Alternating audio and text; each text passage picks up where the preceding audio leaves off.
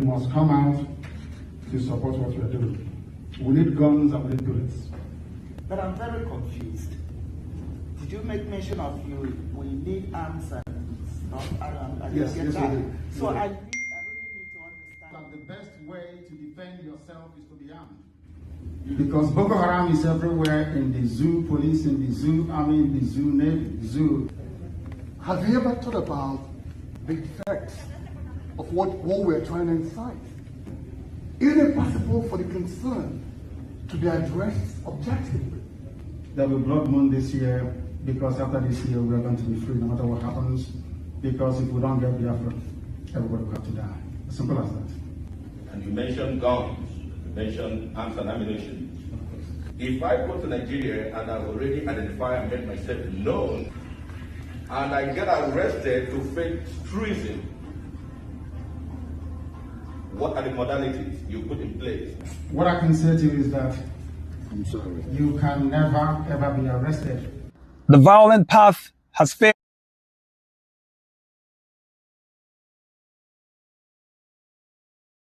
You must come out to support what we are doing. We need guns and we need bullets. But I'm very confused. Did you make mention of we need arms and stuff? Yes, we do. So I really need to understand. That the best way to defend yourself is to be armed. Because Boko Haram is everywhere, in the zoo, police in the zoo, army in the zoo, navy, zoo. Have you ever thought about the effects of what we're trying to incite? Isn't it possible for the concern to be addressed objectively? There will be blood moon this year, because after this year we are going to be free no matter what happens. Because if we don't get Biafra, everybody will have to die. As simple as that. And you mentioned guns, you mentioned arms and ammunition. If I go to Nigeria and I've already identified and made myself known, and I get arrested to fake treason, what are the modalities you put in place?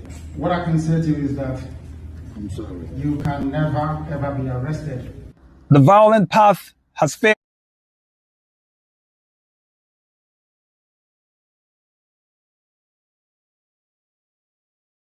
You must come out to support what we are doing. We need guns and we need bullets. But I'm very confused. Did you make mention of we need arms and stuff? Yes, we do. So I really need to understand. That the best way to defend yourself is to be armed. Because Boko Haram is everywhere, in the zoo, police in the zoo, army in the zoo, navy, zoo.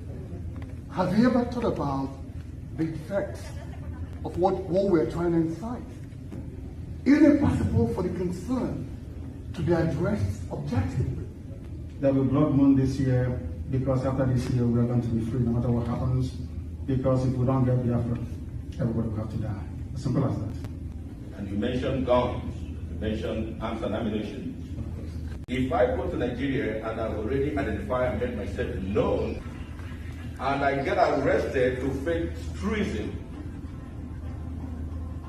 what are the modalities you put in place? What I can say to you is that I'm sorry. you can never ever be arrested. The violent path has failed. You must come out to support what we are doing. We need guns and we need bullets. But I'm very confused. Did you make mention of we need arms and stuff? Yes, we do. So I really need to understand. That the best way to defend yourself is to be armed. Because Boko Haram is everywhere, in the zoo, police in the zoo, army in the zoo, navy, zoo. Have you ever thought about the effects of what we're trying to incite? Isn't it possible for the concern to be addressed objectively? There will be blood moon this year, because after this year we are going to be free no matter what happens. Because if we don't get Biafra, everybody will have to die. As simple as that. And you mentioned guns, you mentioned arms and ammunition. If I go to Nigeria and I've already identified and made myself known, and I get arrested to fake treason, what are the modalities you put in place?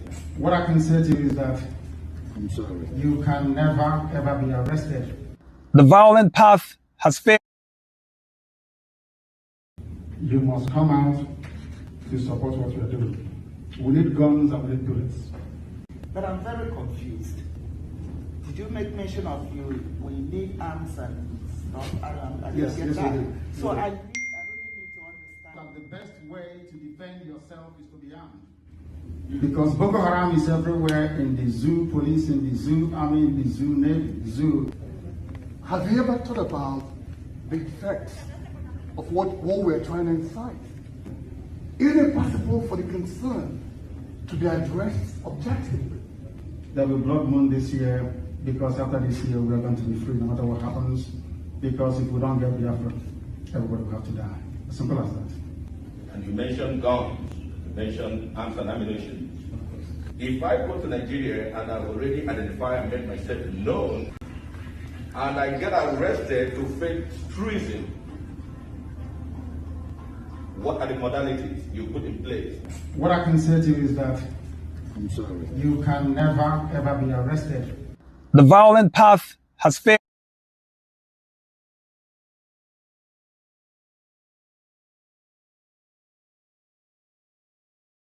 Take note of this. We all have, I keep saying it, we have a responsibility to defend and protect the integrity of our country. We also have a responsibility to make sure that this country do not go into the point where we continue to ride on deception. Truth is truth, and truth must not be covered for anything. If there is anything that has been brought up, we must work together to see to an end to this reality.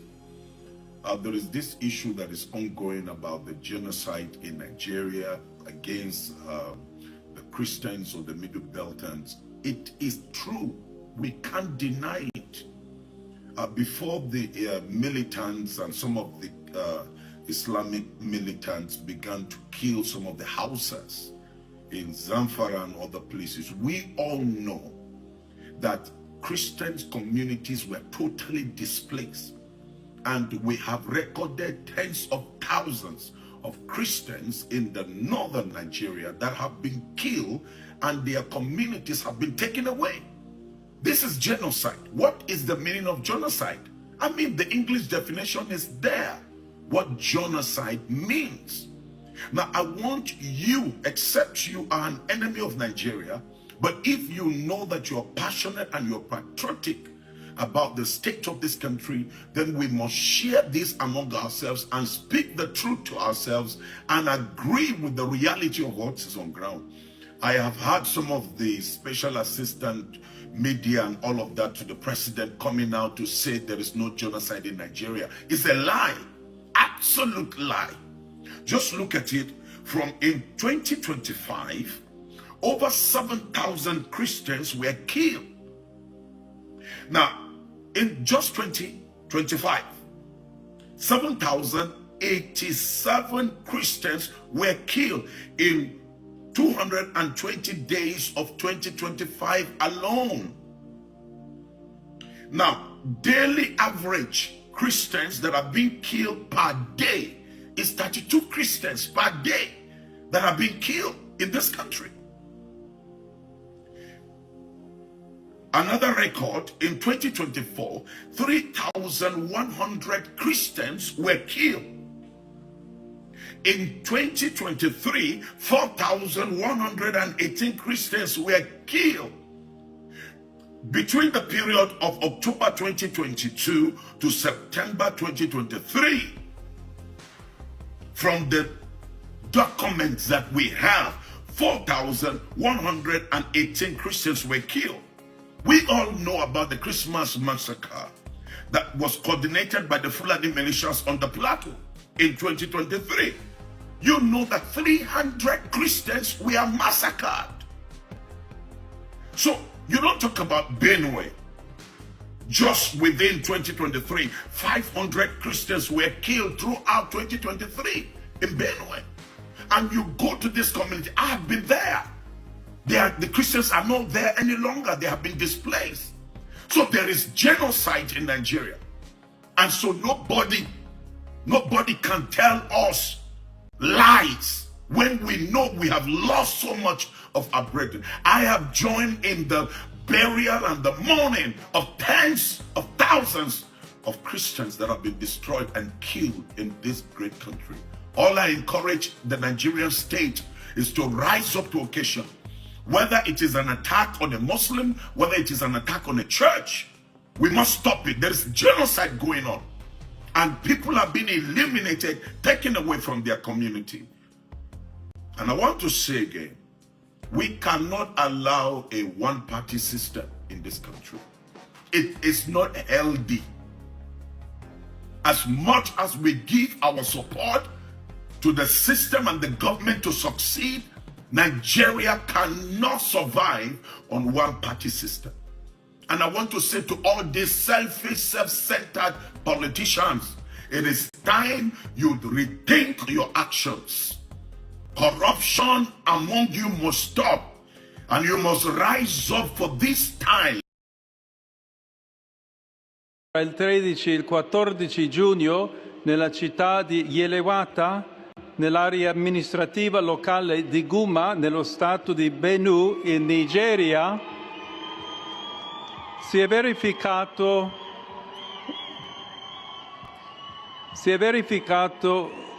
un terribile massacro in cui circa 200 persone sono state uccise con estrema crudeltà, la maggior parte delle quali erano sfollati interni, ospitati dalla missione cattolica locale.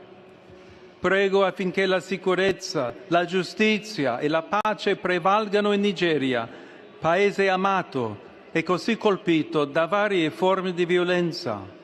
E prego in modo particolare per le comunità cristiane rurali dello Stato di Benue, che incessantemente sono stati vittime della violenza.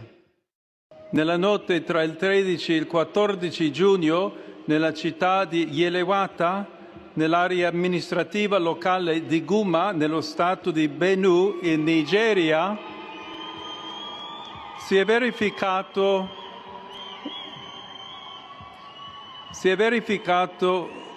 un terribile massacro in cui circa 200 persone sono state uccise con estrema crudeltà, la maggior parte delle quali erano sfollati interni, ospitati dalla missione cattolica locale. Prego affinché la sicurezza, la giustizia e la pace prevalgano in Nigeria, paese amato e così colpito da varie forme di violenza. E prego in modo particolare per le comunità cristiane rurali dello Stato di Benue, che incessantemente sono stati vittime della violenza. Nella notte tra il 13 e il 14 giugno, nella città di Yelewata, nell'area amministrativa locale di Guma. Let's observe a minute silence to the fallen heroes of Biafra, and the time starts now.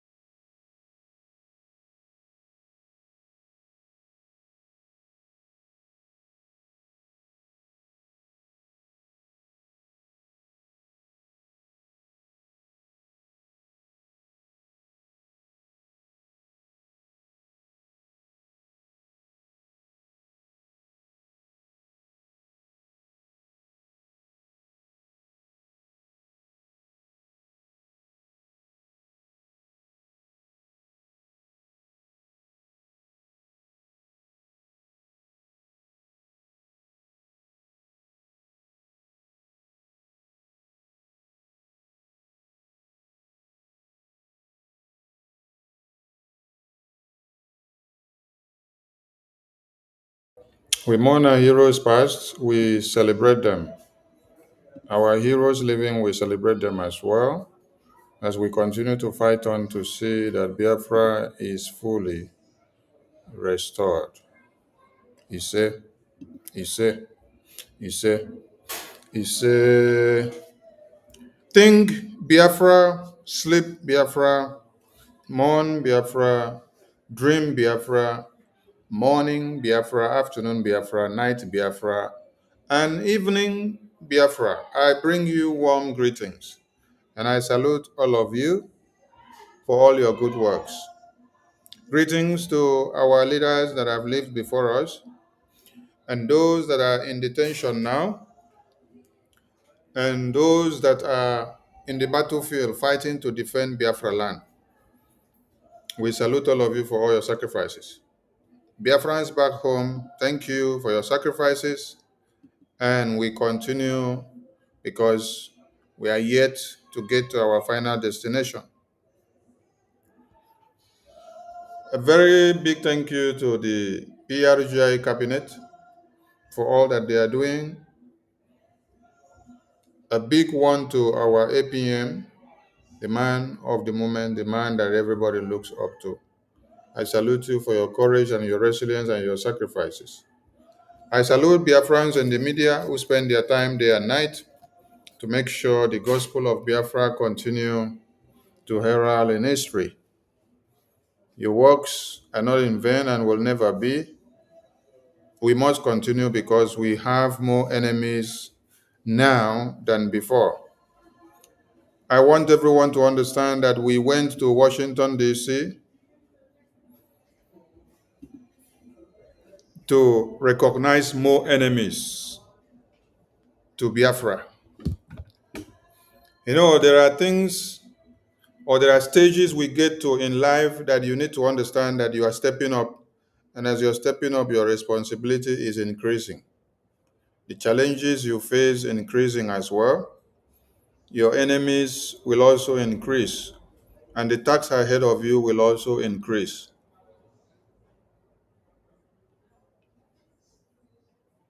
Our going to Washington, D.C. was not a showy display. It was business, confirmation of real business, to tell the world that we are ready and we mean business this time for this Biafra independence. I keep saying it, that we have done few things, remarkable few things in Washington, D.C. from July, August, September, October, November of 2025. How many months did I count? July, August, September, October, November of 2025. Let's say 4 months, right?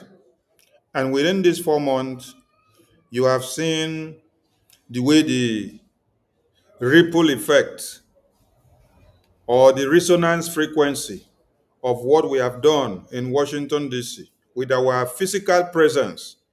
Within these 4 months, you have seen the resonance frequency of what we have done in Washington, D.C., the way it is resonating in Nigeria and the way it is resonating in the entire world. So meaning that Washington, D.C., America is where we need to be blowing the trumpet.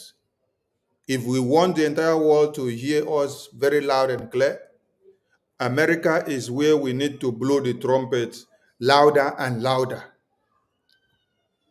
So if we had the two conventions that we had in Europe, if they were held in America, by this time the sky would have been a limit. By this time, the sky would have been our limit because the way American government would have keyed in, having known that you are declaring Biafra inside America, inside Washington, D.C. It is a very big honor to the American people to carry the glory that you declared Biafra independence in exile in their very before and in their own country. And then they will carry the glory. America love their names to be in history, and when their names are in history, they don't play with that history. They uphold it and then they live up to it. So, had it been the two remarkable conventions we had in Helsinki and also in Lati for Biafra were held in America, in Washington, D.C., or even in New York, or anywhere inside America, hey, the sky would have been our limit now. Just calculate. Calculate it and say something. From July, August, September, October of 2025, we've done few remarkable things in Washington, D.C. that recorded our presence inside Washington, D.C. And then look at the resonance frequency of it. Look at the resultant effect of it. Look at how it is blowing wind. Look at how thunder is emanating in Nigeria because of our physical presence in Washington, D.C. from July, August, September, October of 2025. But there is something wonderful that is loading. Yes. We went to the U.S. congressional briefing to open the door. And we opened the door. And all the bees, and all the mosquitoes, and all the flies, they let loose. Now we are going to open another door. We are coming.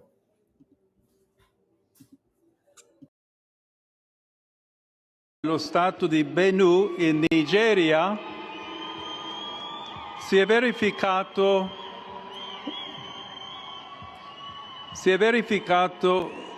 un terribile massacro in cui circa 200 persone sono state uccise con estrema crudeltà, la maggior parte delle quali erano sfollati interni, ospitati dalla missione cattolica locale. Prego affinché la sicurezza, la giustizia e la pace prevalgano in Nigeria, paese amato e così colpito da varie forme di violenza. E prego in modo particolare per le comunità cristiane rurali dello Stato di Benue, che incessantemente sono stati vittime della violenza. Nella notte tra il 13 e il 14 giugno, nella città di Yelewata, nell'area amministrativa locale di Guma, nello stato di Benue, in Nigeria, si è verificato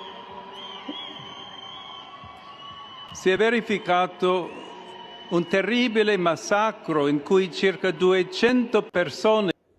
Si è verificato un terribile massacro di 200% di persone, cristiani. over 200 Christians were slaughtered. They were massacred in broad daylight. Poblio is speaking. And he was speaking in June when the massacre happened.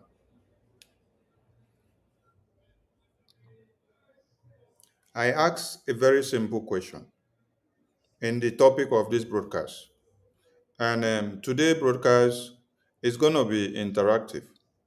You can call in and express your views and give your contributions. Tomorrow is our fundraising. And as I am here, I am doing many other things. So if I am kind of muting myself intermittently, try to understand. All right. I put up a question on this topic. I said, I want to see evidence of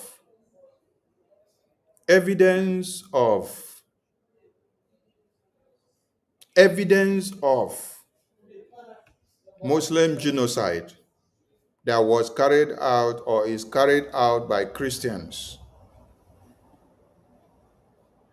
I want somebody to come and tell us or challenge us or give us evidence of Muslim genocide that was carried out by Christians.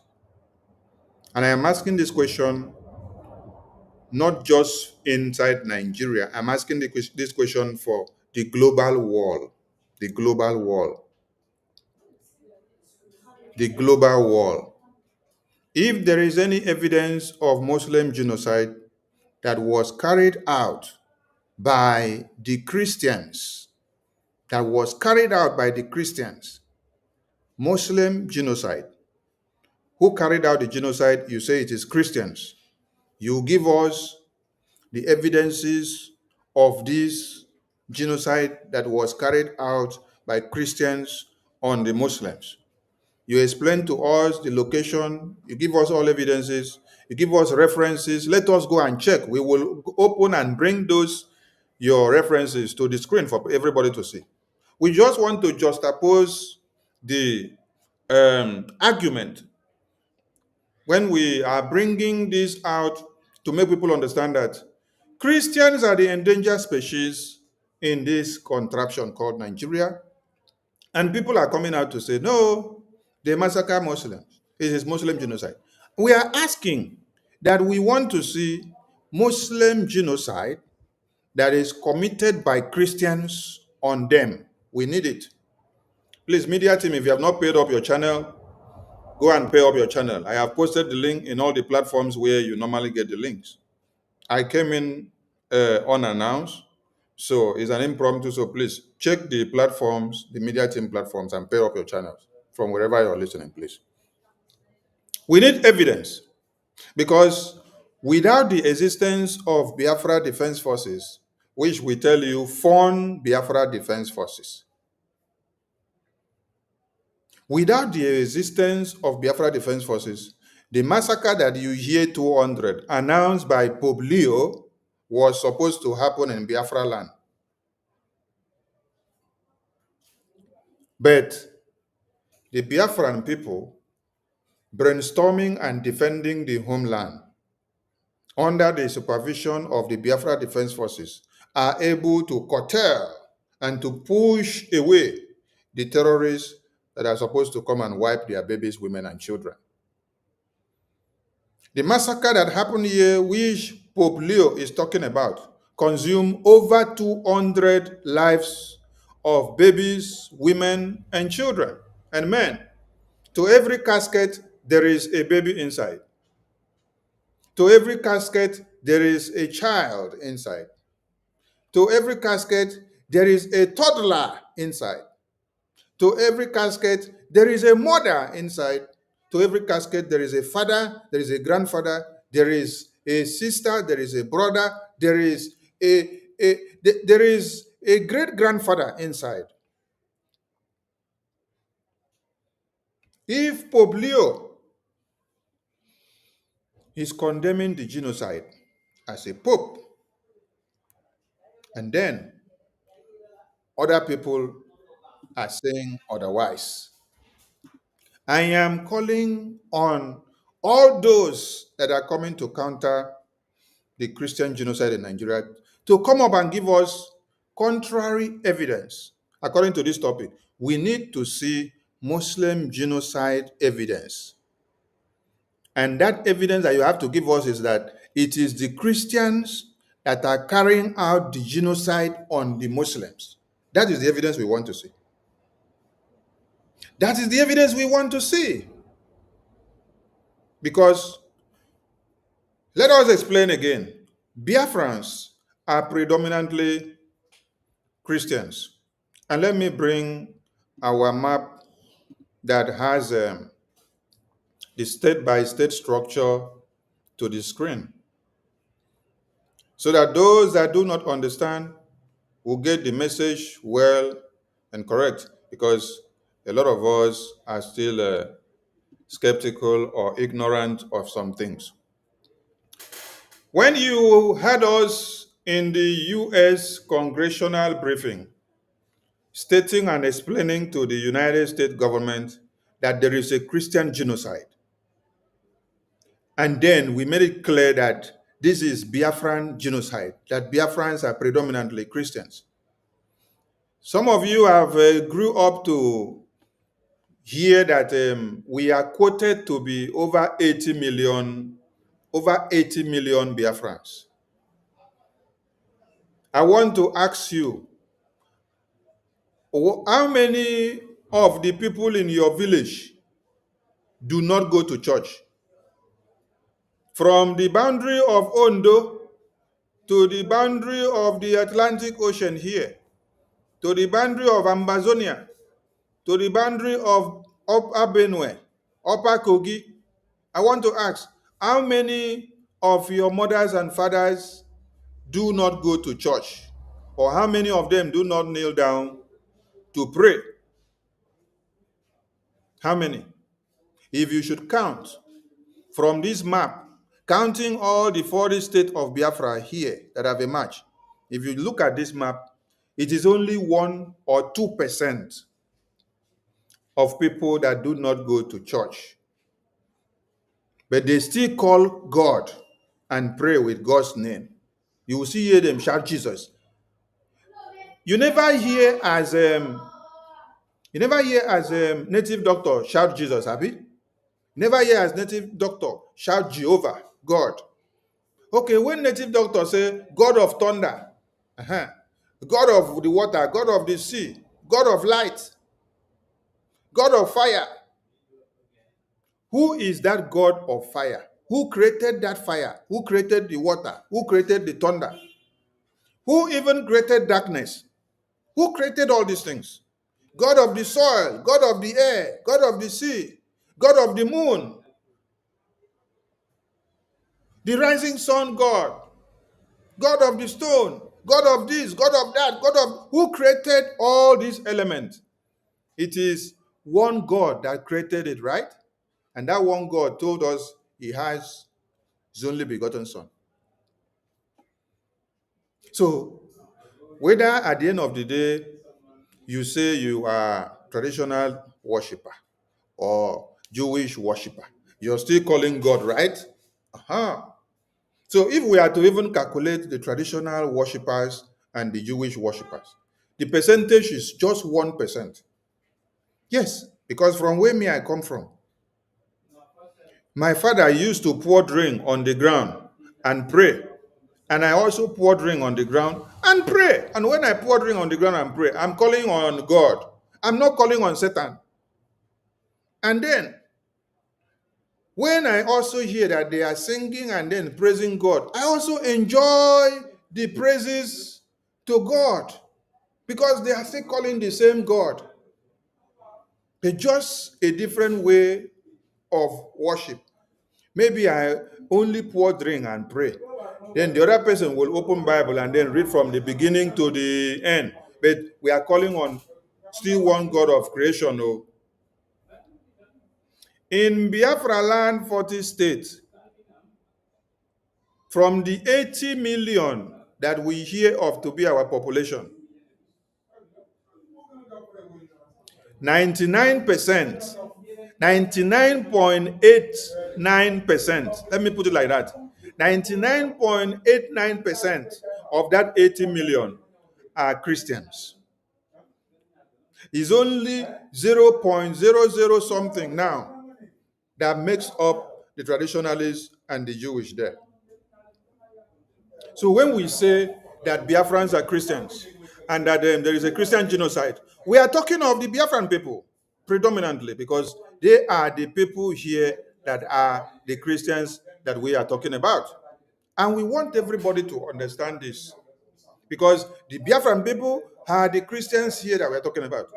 We are predominantly Christians. The 80 million Biafrans are Christians. They are all Christians. So we are the endangered species that have found ourselves in the hands of the terrorists who wants to wipe us all out.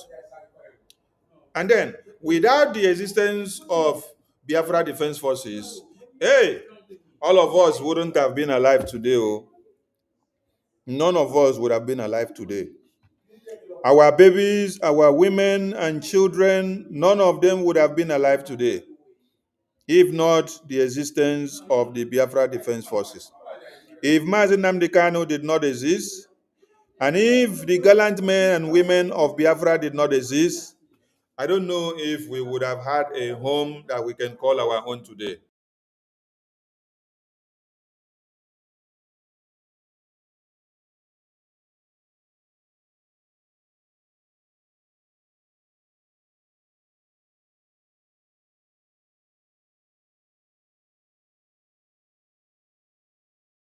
I am still waiting for somebody that have evidence of Muslim genocide to bring it up for us so that we can learn from it today.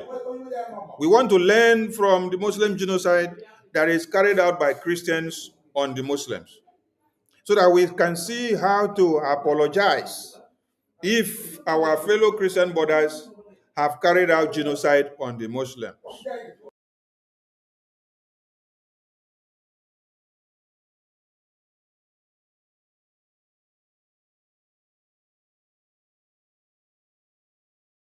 Sono state uccise con estrema crudeltà, massacro in cui circa 200 persone sono state uccise con estrema crudeltà, la maggior parte delle quali erano sfollati interni, ospitati dalla missione cattolica locale. Prego affinché la sicurezza, la giustizia e la pace prevalgano in Nigeria, paese amato, e massacro in cui circa 200 persone sono state uccise con estrema crudeltà, la maggior parte delle quali erano sfollati interni, ospitati dalla missione cattolica locale. Prego affinché la sicurezza, la giustizia, massacro in cui circa 200 persone sono state uccise con estrema crudeltà, la maggior parte delle quali erano sfollati interni, ospitati dalla missione cattolica locale. Prego affinché la sicurezza, la giustizia e la pace prevalgano in Nigeria, paese amato, massacro in cui circa 200 persone sono state uccise con estrema crudeltà, la maggior parte delle quali erano sfollati interni, ospitati dalla missione cattolica locale. Prego affinché la sicurezza, la giustizia e la pace prevalgano in Nigeria, paese amato e così colpito da varie forme di violenza.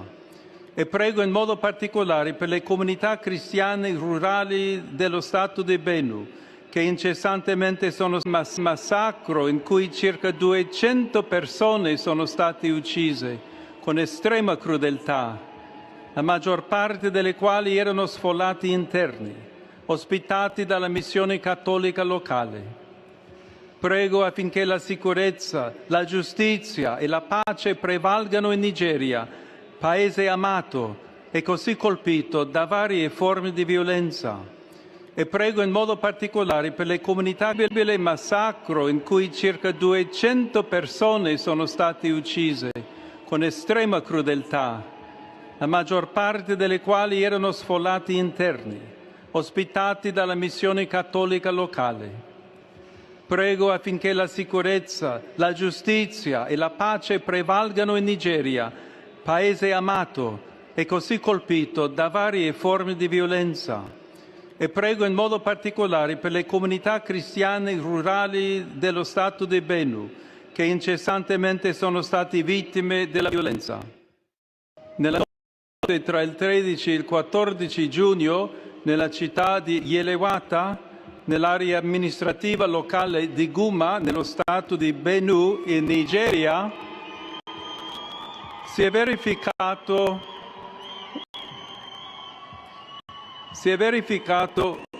un terribile massacro in cui circa 200 persone sono state uccise con estrema crudeltà, la maggior parte delle quali erano sfollati interni, ospitati dalla missione cattolica locale. Prego affinché la sicurezza, la giustizia e la pace prevalgano in Nigeria, paese amato e così colpito da varie forme di violenza. E prego in modo particolare per le comunità cristiane rurali dello Stato di Benue, che incessantemente sono stati vittime della violenza. Nella notte tra il 13 e il 14 giugno, nella città di Yelewata, nell'area amministrativa locale di Guma, nello Stato di Benue, in Nigeria, si è verificato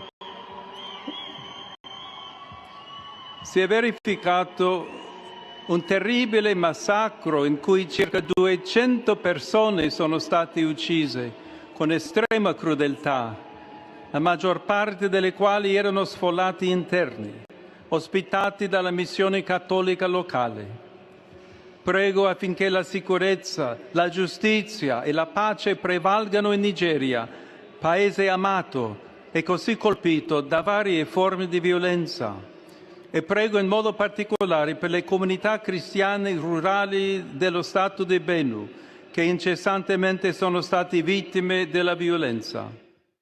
Nella notte tra il 13 e il 14 giugno, nella città di Yelewata, nell'area amministrativa locale di Guma, nello Stato di Benue, in Nigeria,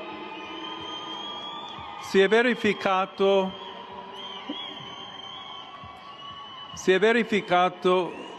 un terribile massacro in cui circa 200 persone sono state uccise con estrema crudeltà, la maggior parte delle quali erano sfollati interni, ospitati dalla missione cattolica locale.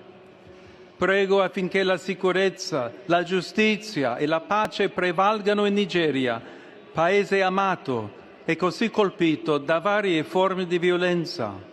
E prego in modo particolare per le comunità cristiane rurali dello Stato di Benue, che incessantemente sono stati vittime della violenza. Nella notte tra il 13 e il 14 giugno, nella città di Yelewata, nell'area amministrativa locale di Guma, nello Stato di Benue, in Nigeria, si è verificato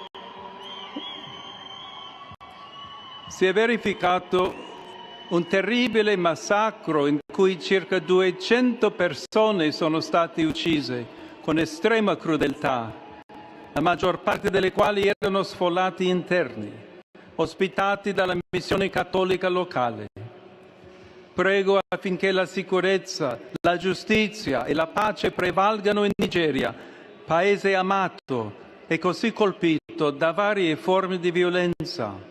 E prego in modo particolare per le comunità cristiane rurali dello Stato di Benue, che incessantemente sono stati vittime della violenza.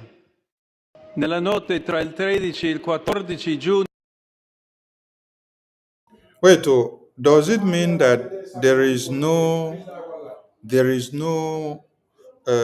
Muslim genocide here? Because I have been waiting to see somebody. I've been waiting to see somebody come up to let us know that there is Muslim genocide and it was carried out by Christians. So is there no Muslim genocide? Is there no Christian that has carried out Muslim genocide on the Muslims? Or is it only Muslims that carry out Christian genocide? I want to see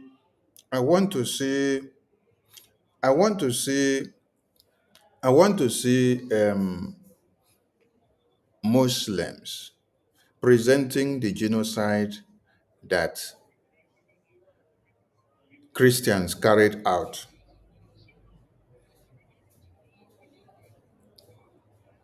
I want to see genocide that was carried out by Christians on Muslims.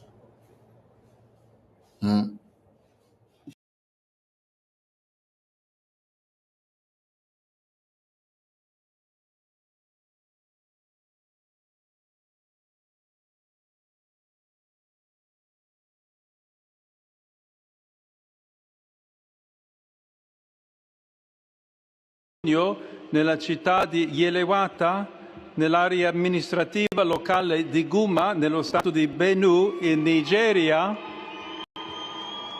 si è verificato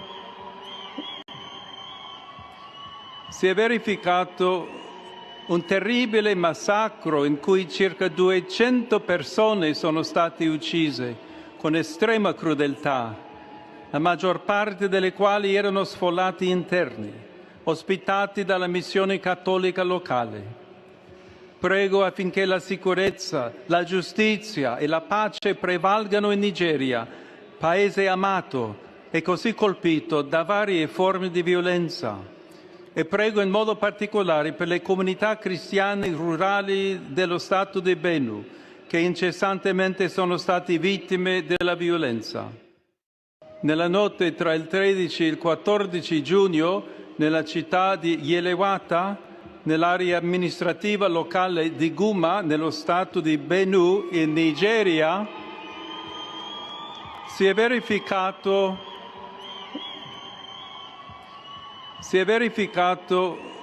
un terribile massacro in cui circa 200 I'm still checking till this time. Let me understand something. Is there no Muslim genocide that is carried out by Christians? If it is not in Nigeria, don't you see it in another part of the world? Don't you see it in another part of the world where Christians carry out genocide on Muslims? I need evidence. I want to see. I want somebody to come up here and say he has the evidence he wants to present to us. Please. Biafrans have been massacred as Christians. The Yorubas have been massacred as Christians. Even the Hausas have been massacred because many of them don't even know what they find themselves into. And many of the Hausas are Christians. Yes. If you see me play one video of a pastor now, the pastor is speaking and then he's speaking Hausa. So many of them are Christians. It is only the Christians that they target and then eliminate. I am asking a very simple and pertinent question. We want to see Muslim genocide that is carried out by Christians on the Muslims. We want to see. We are looking for Muslim genocide that is carried out by Christians so that we use it to juxtapose what is happening.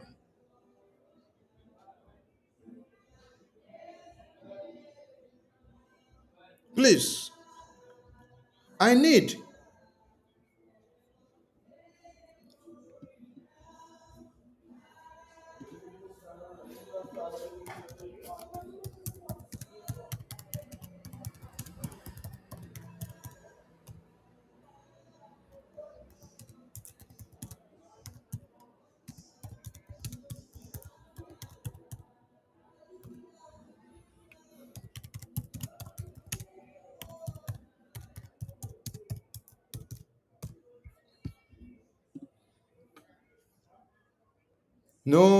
No Muslim genocide. Okay, if nobody is able to give me evidence of Muslim genocide, so what do you now use to validate the Christian genocide? What is the crime that a Christian has committed that merits to be wiped out?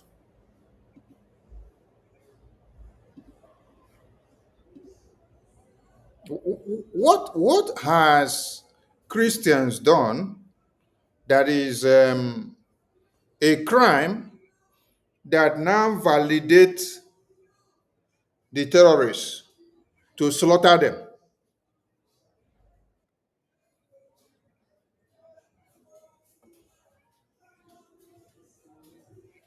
The Christians are not going after them to slaughter them. There is no evidence, because I have been here for the past 40 minutes now, and I have been asking for one evidence of where Muslim genocide was carried out by Christians. Christians. And then I ask now that someone should produce or bring it up. Tell me that you have the evidence. You want to come up to the mic, I will give you the link. You log into the studio. Just come up. We want to see one Muslim genocide that was carried out on the Muslim people. By who? By Christians.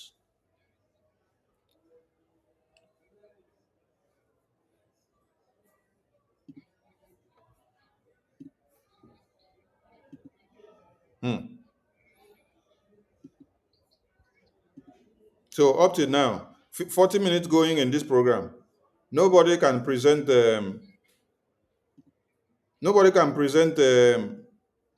evidence of Christian genocide to us. I don't believe you guys. So honestly, I don't believe. Oh.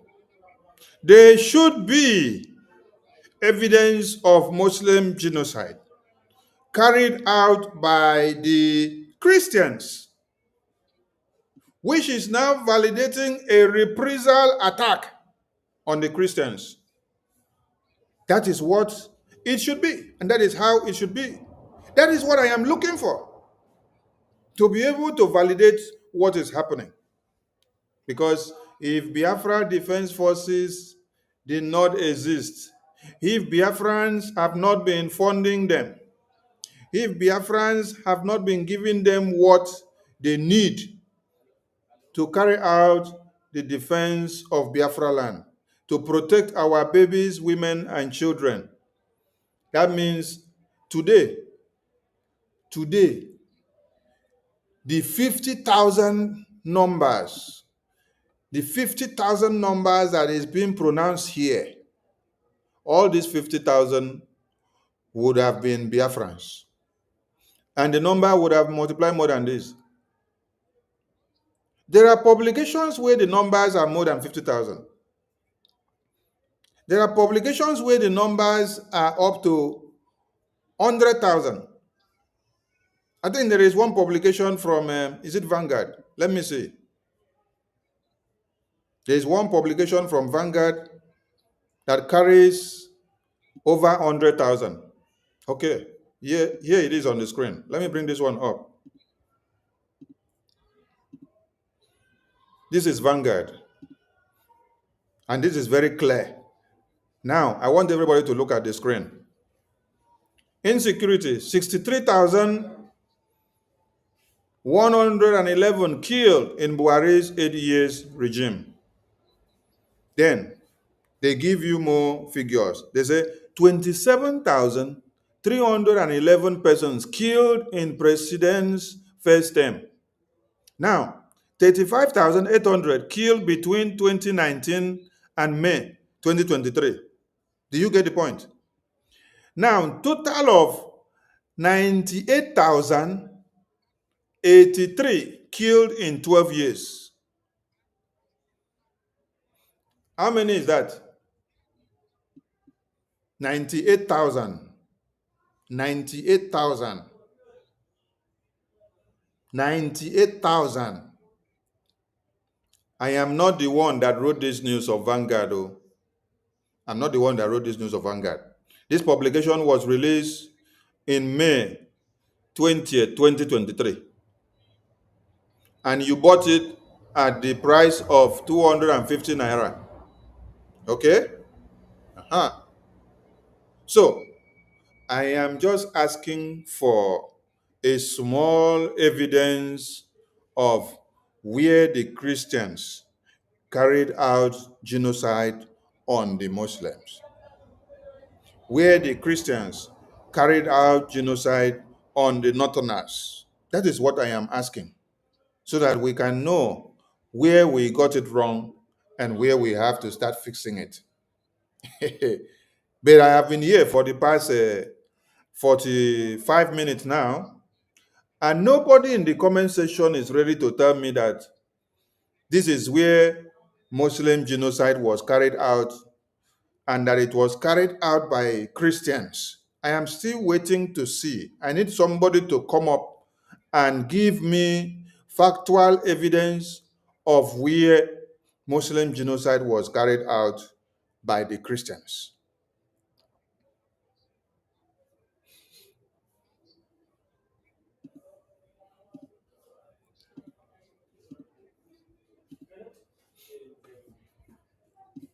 So now, when you now check in 2018, you can see that from this Heritage Foundation have not been able to gather the statistics from 2002, not even from 2009. Heritage Foundation have been able to carry the statistics from only 2018. And even the 2018 statistics that they carried is not enough because they don't have their network to cover the entire Nigeria. So, from 2018, 3,731 is what Heritage Foundation report was able to gather. Now, let me come back to everybody.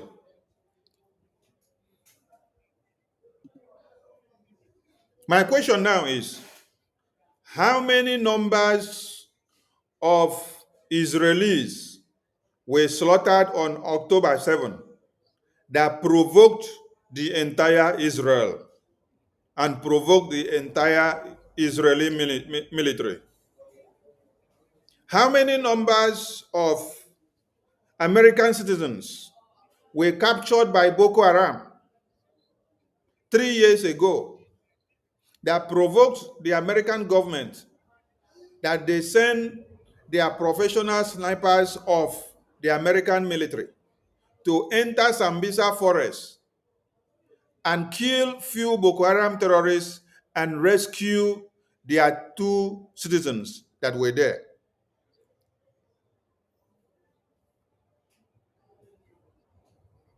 Can everybody understand my point?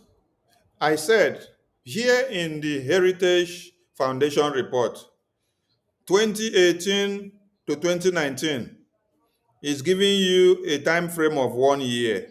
And then 3,731 people were slaughtered, specifically Christians.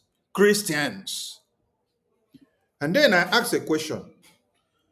How many Christians or how many citizens of Israel were massacred on October 7 that necessitated the reprisal of the Israel military or the Israel people against the Hamas terrorists? How many? The number was 1,200. 1,200. But what is here on this screen now is telling you 3,731. And I did not see protests of Christians in the streets in Nigeria. I did not see protests of politicians in the street. I did not see protests of Nigerians in the street. I did not see protests of Christian Association of Nigeria in the street. I did not see protests of Northerners, Easterners, Westerners, and everything in the street. No. Because the Nigerian government buried this reportage. They did not allow you. They did not allow international community. They did not allow these statistics to come out to the media for people to know that this is what is happening to Christians. This is from 2018 according to the statistics of Heritage Foundation. Then in 2019 to 2020, you have another 1,350. And then you did not see anybody hit the streets. You did not see anybody protest. You did not see anybody shout and call on the freedom of Christians. Why? Because Nigerian government, they block this reportage from going out. 2020 to 2021, you now see another number, 3,530. Hey. You did not see protests going out in the media. You did not see protests going everywhere in the world for anybody to know and hear.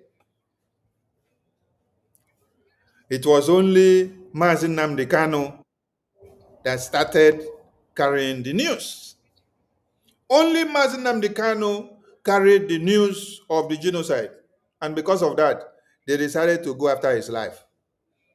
They decided to kidnap him and lock him up because he opened the eyes of every Nigerian. He was preaching it. He was calling on everybody. He was telling them that this is what is happening. This is what is happening. This is what is going to happen. Your mothers will be raped.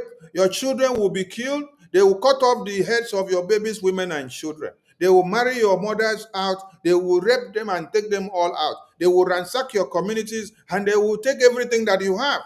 They will pursue you out of your lands. You will go back into IDP camps, and the terrorists that came will now acclaim your own land. They will take over your belongings. You will become slaves in your homes. That is why they decided to go after Mazi Nnamdi Kanu. That is why they decided to go after Biafran people, because we started amplifying the message. Now, in 2020 to 2021, 3,500 came out. No protests in Nigeria. No news anywhere. Nothing is going in or coming out.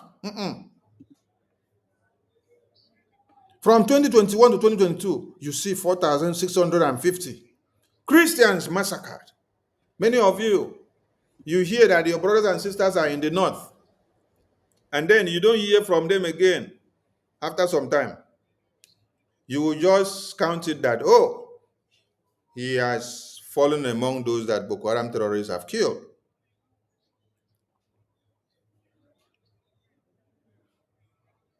Many of us have been forcefully disappeared from Biafra land, and they take us to Guantanamo Bay in this area of the far north, where they use our sisters, our brothers as sex slaves by the Boko Haram terrorists.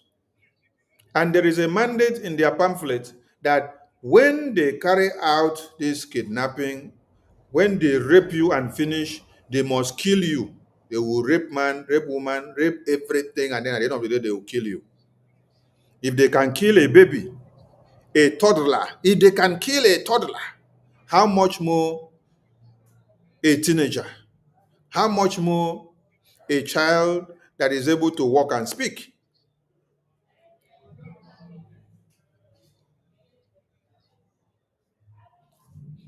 Why is it that these figures are coming out now? Where were these figures in the social media so that everybody will see? Where were these figures? Do you know why Nigerian government refused to have a database system? So that they won't be ready to account for numbers of babies, women, and children slaughtered by the terrorists. Because the target is to go into the Christian communities, emasculate them, and annihilate them, and then take over their communities. So Nigerian government would not give you any statistics of the population census and upfront and what has been minus and those that are still alive and those that will even come to. No! If you ask them, they will tell you Nigeria has no database system. Why do we have IDP camps in our indigenous lands?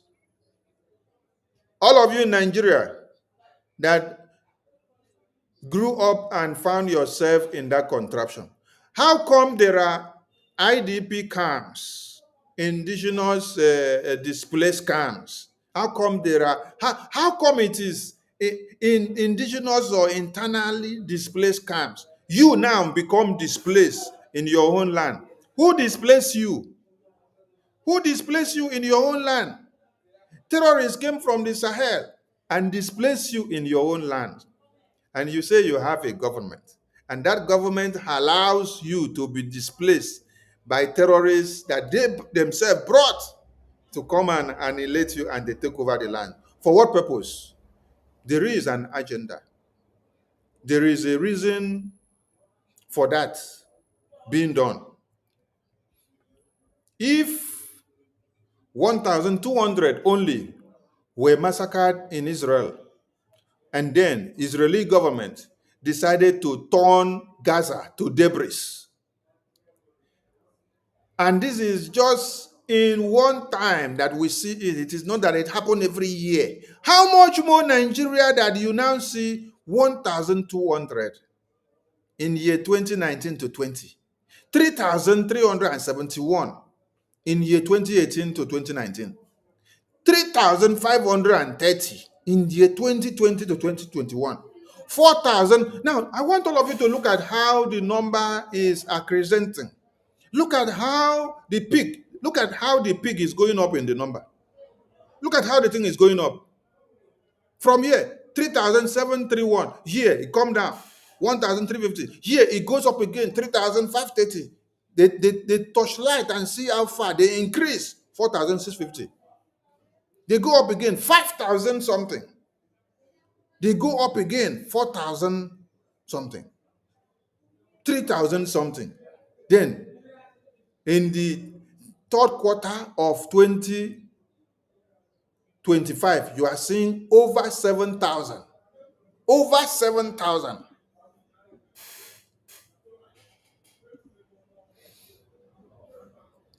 I am asking of where there was Muslim genocide carried out by Christians. That is what I am asking for. I am looking for it. Because we need to fund Biafra Defense Forces and BRGIE for us to get Biafra. And I want everyone to understand that for Nigeria to have become the worst place for any Christian to live globally, Nigeria is the worst place for a Christian to exist from this entire world. I heard that the entire world consists of whether 145 or 155 countries. So when you now remove Nigeria and keep as a whole, then you count the remaining 145 or 154 countries. Nigeria alone carries 99% of the massacres of this world. So when you now carry the remaining 154 numbers of countries and divide 1% of massacre by those 154 countries, you see that there is nothing like massacre in those countries. So everything that is supposed to have happened in the entire world of over 154 countries, it is now happening in only Nigeria. It's like they send them to come to Nigeria and wipe out the Christians in Nigeria first and foremost, before they will now turn there to their safe haven to project every weapon out to every other countries. Because they know that is the Gulf of Guinea. They know they are in the Atlantic Ocean. They know that from there, they are able to launch the attack against the West. They are able to launch the attack against America. They are able to launch it to Europe. They are able to launch it to Asia, everywhere and every part of the world. International vessels used to come into Calabar Seaport.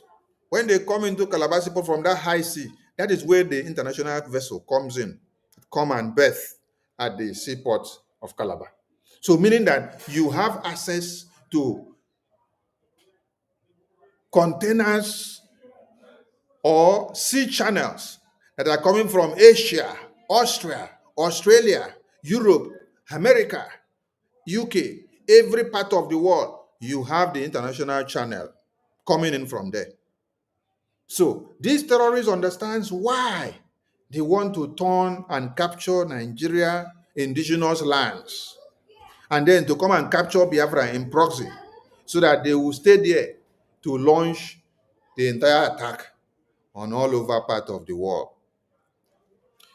Biafran people, tomorrow is our fundraising.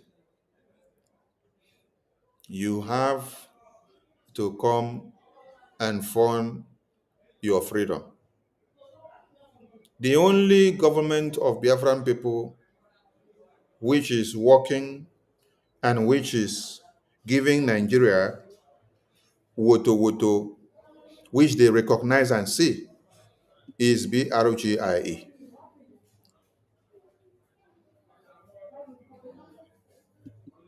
And we are calling on every Biafran to understand. Nigeria knows those that are throwing them bullets in Washington, D.C., and also from homeland. That is why Nigerian government, they launched this campaign. Let me go to read this campaign for everybody to see. They launched this campaign of over $2.7 million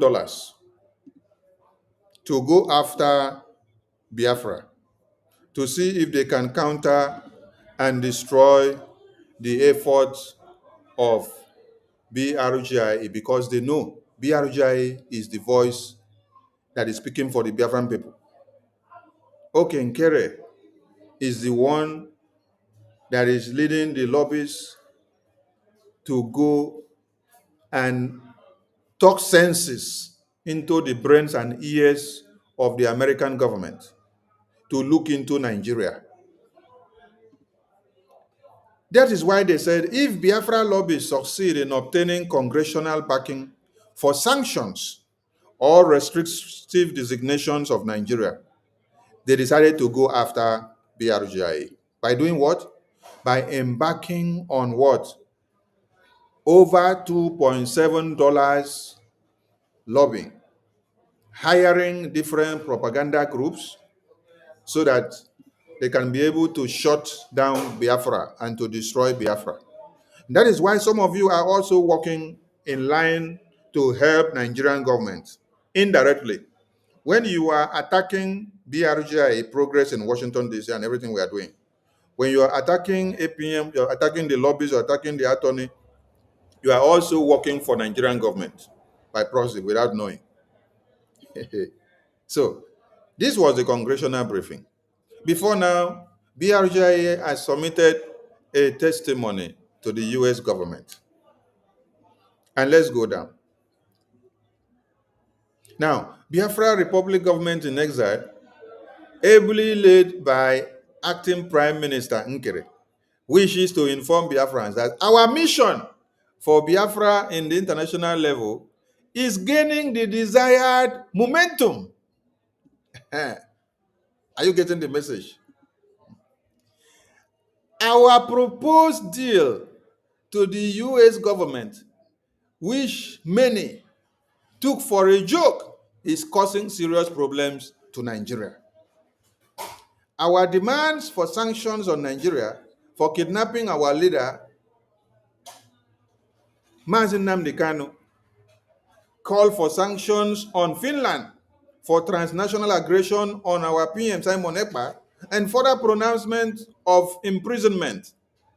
Our congressional briefing in September 2025, plus all evidences submitted to the United States of American government against the atrocities of Nigerian government on every indigenous people in Nigeria.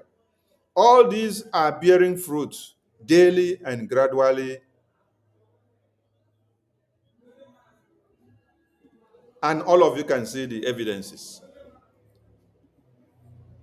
Nigerian government are not sleeping now, waking up to understand that BRGI template and agenda for Biafra independence.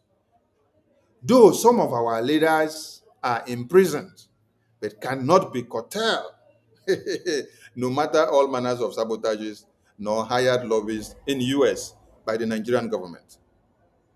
So Biafrans should know now that we mean business. Quoting from the recent publications of uhuline.com, that President Tinubu's government is quietly mounting its own counter lobby in the United States, signaling a high-staked battle for narrative control in the global stage against Biafra Republic government in exile. We have big battle. That is why I said, after we submitted the testimony to the US Congress, and then we had the congressional briefing, we went to declare ourselves open enemies to the Nigerian terrorist government, to also their allies, and also to let them know that we are fully ready and we are in for business now for this very freedom. So, we do not expect to see that the fire that will be coming back to us will be subtle. No, the fire need to increase. There is going to be heated fire. That is why. Okay? So, quoting from here, whoonline.com has learned that over the past years, the Biafra Republic government in exile contracted U.S. lobbying firm Moran Global Strategies, helmed by former U.S. Congress Jim Moran, to advance its separatist agenda. Multiple U.S. congressional sources confirmed to whoonline.com that BRGIE and MSGS have fed U.S. Republicans, including Senator Ted Cruz, data and testimonies depicting alleged massacre of Christian communities in Nigeria. Cruz Nigeria Religious Freedom Accountability Act bears the fingerprint of this narrative. The bill accuses Nigeria of mass murder, seeks to sanction security officials, and recommends reclassifying Nigeria as a country of particular concern. Public materials, including a Biafra referendum dossier claiming over 50 million participants, have been submitted to the US government, filing under the FARA. FARA here is the website of the US government, where you can go and see the evidence of this document that BRGIE has submitted against Nigeria and for Biafra to shape the perception. This narrative push carries obvious danger. Once accepted in US policy-making circles, such framing can attract sanctions, humanitarian interventions, or diplomatic pressure. Now, that is why you see that Nigerian government are angry now, because when this publication was written, this publication was on the 31st of October. 31st of October. And they did not take it serious. They thought that we are joking. They thought that, like some gullible ones that also claim to be Biafrans and fighting the same Biafra with us, will say that our APM carry bags and snap photos with Senator Ted Cruz. That what our APM is doing is only to snap photo with Senator Ted Cruz. That is what foolish and stupid Biafrans can be saying. You are having meeting with high-class policymakers in America, as Senator Ted Cruz, and you snap photo and post on the social media. They say you are snapping only photo, that you don't have anything to do. But those that know what we have been doing, they have gone to dig in to bring out the report, to come and explode it on the media. And they were warning Nigerian government that they should not take this thing that Okenkere is doing lightly, that Biafra Republic government in Israel are serious and they mean business. But they did not take it serious until the fire blew out. And then Faunyash opened. Can you see that? So, let me now open even the whoonline.com so that we read the news from there for those that want to see it from there.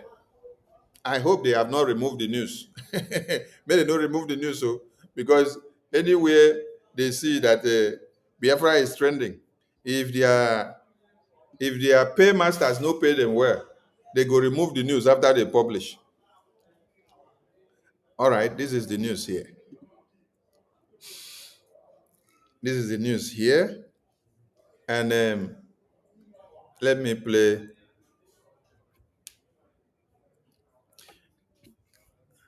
Let me play something as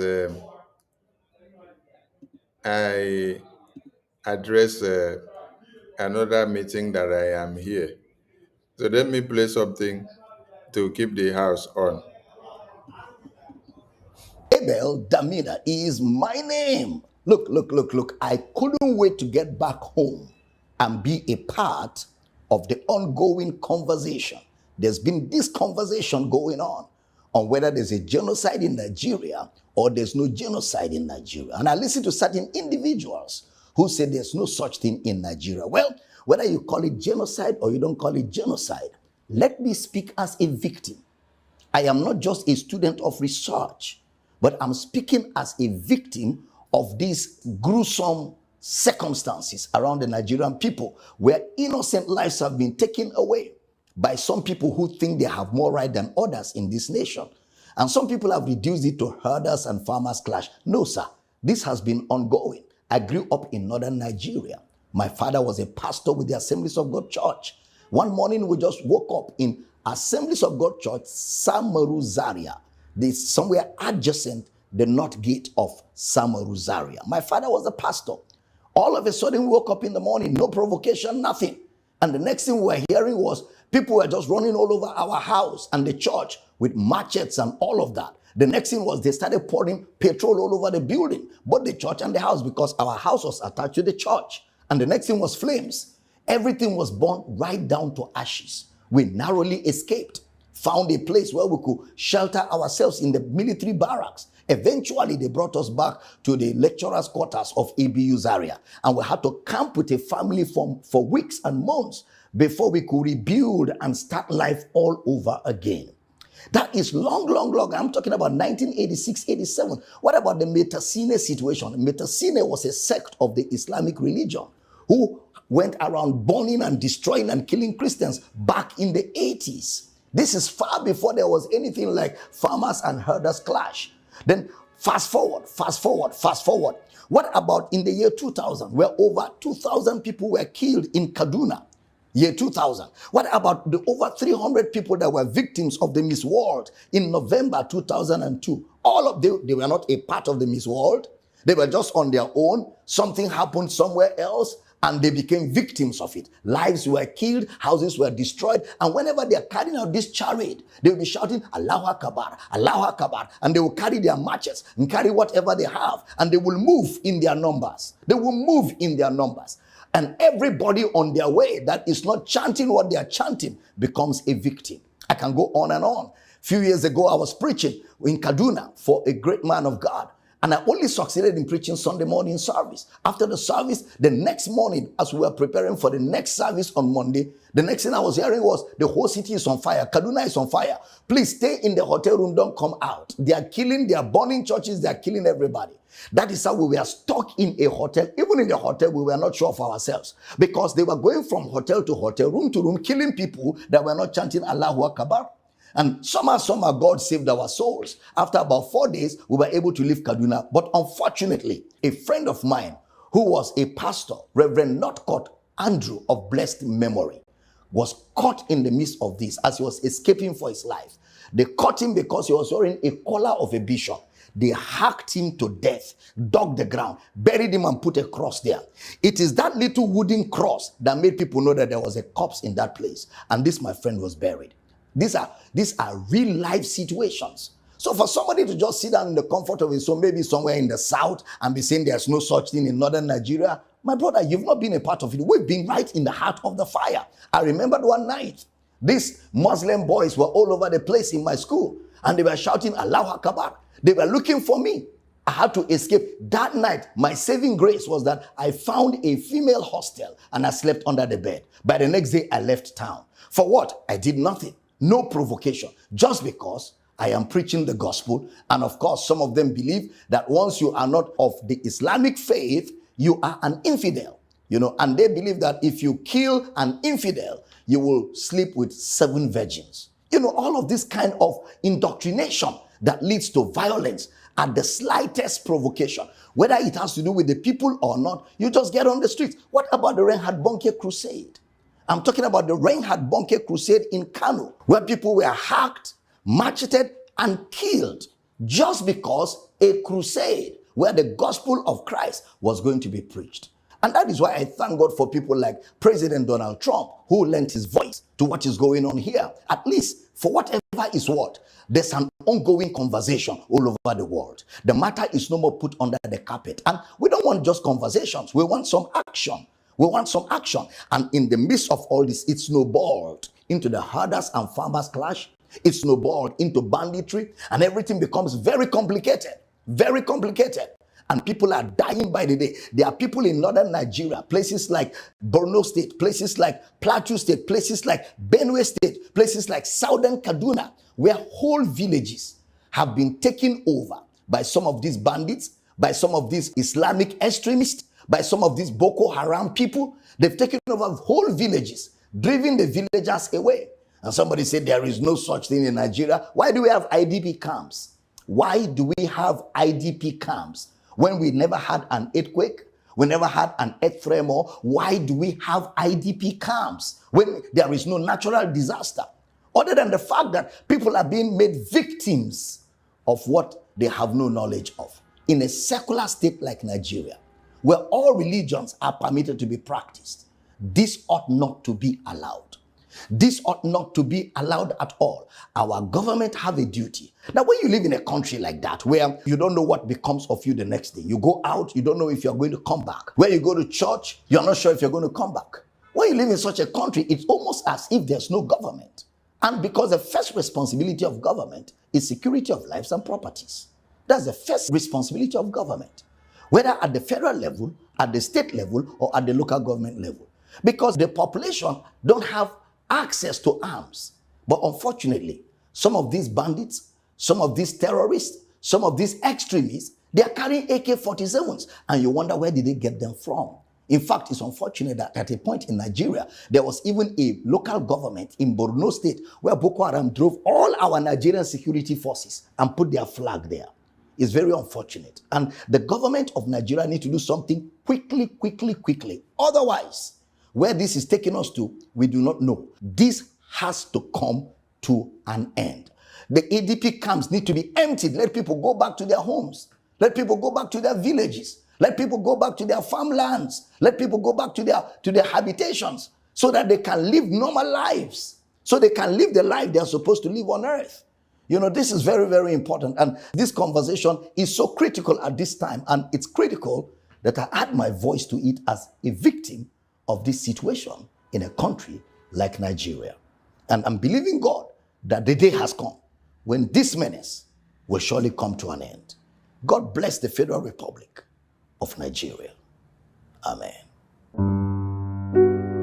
Abel Damina is my name. Look. I couldn't wait to get back home and be a part of the ongoing conversation. There's been this conversation going on whether there's a genocide in Nigeria or there's no genocide in Nigeria. And I listen to certain individuals who say there's no such thing in Nigeria. Well, whether you call it genocide or you don't call it genocide, let me speak as a victim.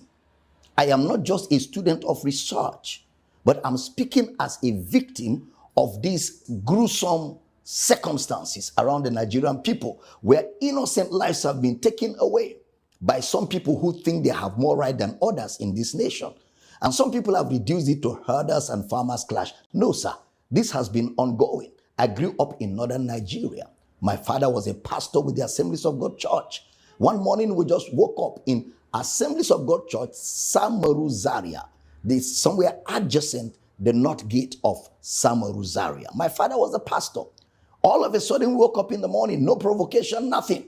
And the next thing we were hearing was people were just running all over our house and the church with machetes and all of that. The next thing was they started pouring petrol all over the building, both the church and the house, because our house was attached to the church. And the next thing was flames. Everything was burned right down to ashes. We narrowly escaped, found a place where we could shelter ourselves in the military barracks. Eventually, they brought us back to the lecturers' quarters of ABU Zaria. And we had to camp with a family for weeks and months before we could rebuild and start life all over again. That is long. I'm talking about 1986, 87. What about the Metasine situation? Metasine was a sect of the Islamic religion who went around burning and destroying and killing Christians back in the 80s. This is far before there was anything like farmers and herders clash. Then fast forward. What about in the year 2000, where over 2,000 people were killed in Kaduna? Year 2000. What about the over 300 people that were victims of the Miss World in November 2002? All of them, they were not a part of the Miss World. They were just on their own. Something happened somewhere else and they became victims of it. Lives were killed, houses were destroyed, and whenever they are carrying out this charade, they will be shouting, Allahu Akbar, Allahu Akbar, and they will carry their matches and carry whatever they have, and they will move in their numbers. They will move in their numbers. And everybody on their way that is not chanting what they are chanting becomes a victim. I can go on and on. A few years ago, I was preaching in Kaduna for a great man of God. And I only succeeded in preaching Sunday morning service. After the service, the next morning, as we were preparing for the next service on Monday, the next thing I was hearing was, the whole city is on fire. Kaduna is on fire. Please stay in the hotel room. Don't come out. They are killing, they are burning churches. They are killing everybody. That is how we were stuck in a hotel. Even in the hotel, we were not sure of ourselves. Because they were going from hotel to hotel, room to room, killing people that were not chanting Allahu Akbar. And somehow, God saved our souls. After about 4 days, we were able to leave Kaduna. But unfortunately, a friend of mine who was a pastor, Reverend Northcote Andrew of blessed memory, was caught in the midst of this as he was escaping for his life. They caught him because he was wearing a collar of a bishop. They hacked him to death, dug the ground, buried him and put a cross there. It is that little wooden cross that made people know that there was a corpse in that place. And this, my friend, was buried. These are real life situations. So for somebody to just sit down in the comfort of his home, maybe somewhere in the south, and be saying there's no such thing in northern Nigeria, my brother, you've not been a part of it. We've been right in the heart of the fire. I remembered one night, these Muslim boys were all over the place in my school, and they were shouting Allahu Akbar. They were looking for me. I had to escape. That night, my saving grace was that I found a female hostel and I slept under the bed. By the next day, I left town. For what? I did nothing. No provocation. Just because I am preaching the gospel. And of course, some of them believe that once you are not of the Islamic faith, you are an infidel. And they believe that if you kill an infidel, you will sleep with 7 virgins. All of this kind of indoctrination that leads to violence at the slightest provocation. Whether it has to do with the people or not, you just get on the streets. What about the Reinhard Bonnke crusade?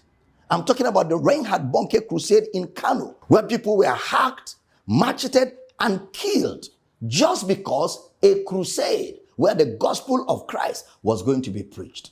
And that is why I thank God for people like President Donald Trump, who lent his voice to what is going on here. At least, for whatever is what, there's an ongoing conversation all over the world. The matter is no more put under the carpet. And we don't want just conversations. We want some action. We want some action. And in the midst of all this, it snowballed into the herders and farmers clash.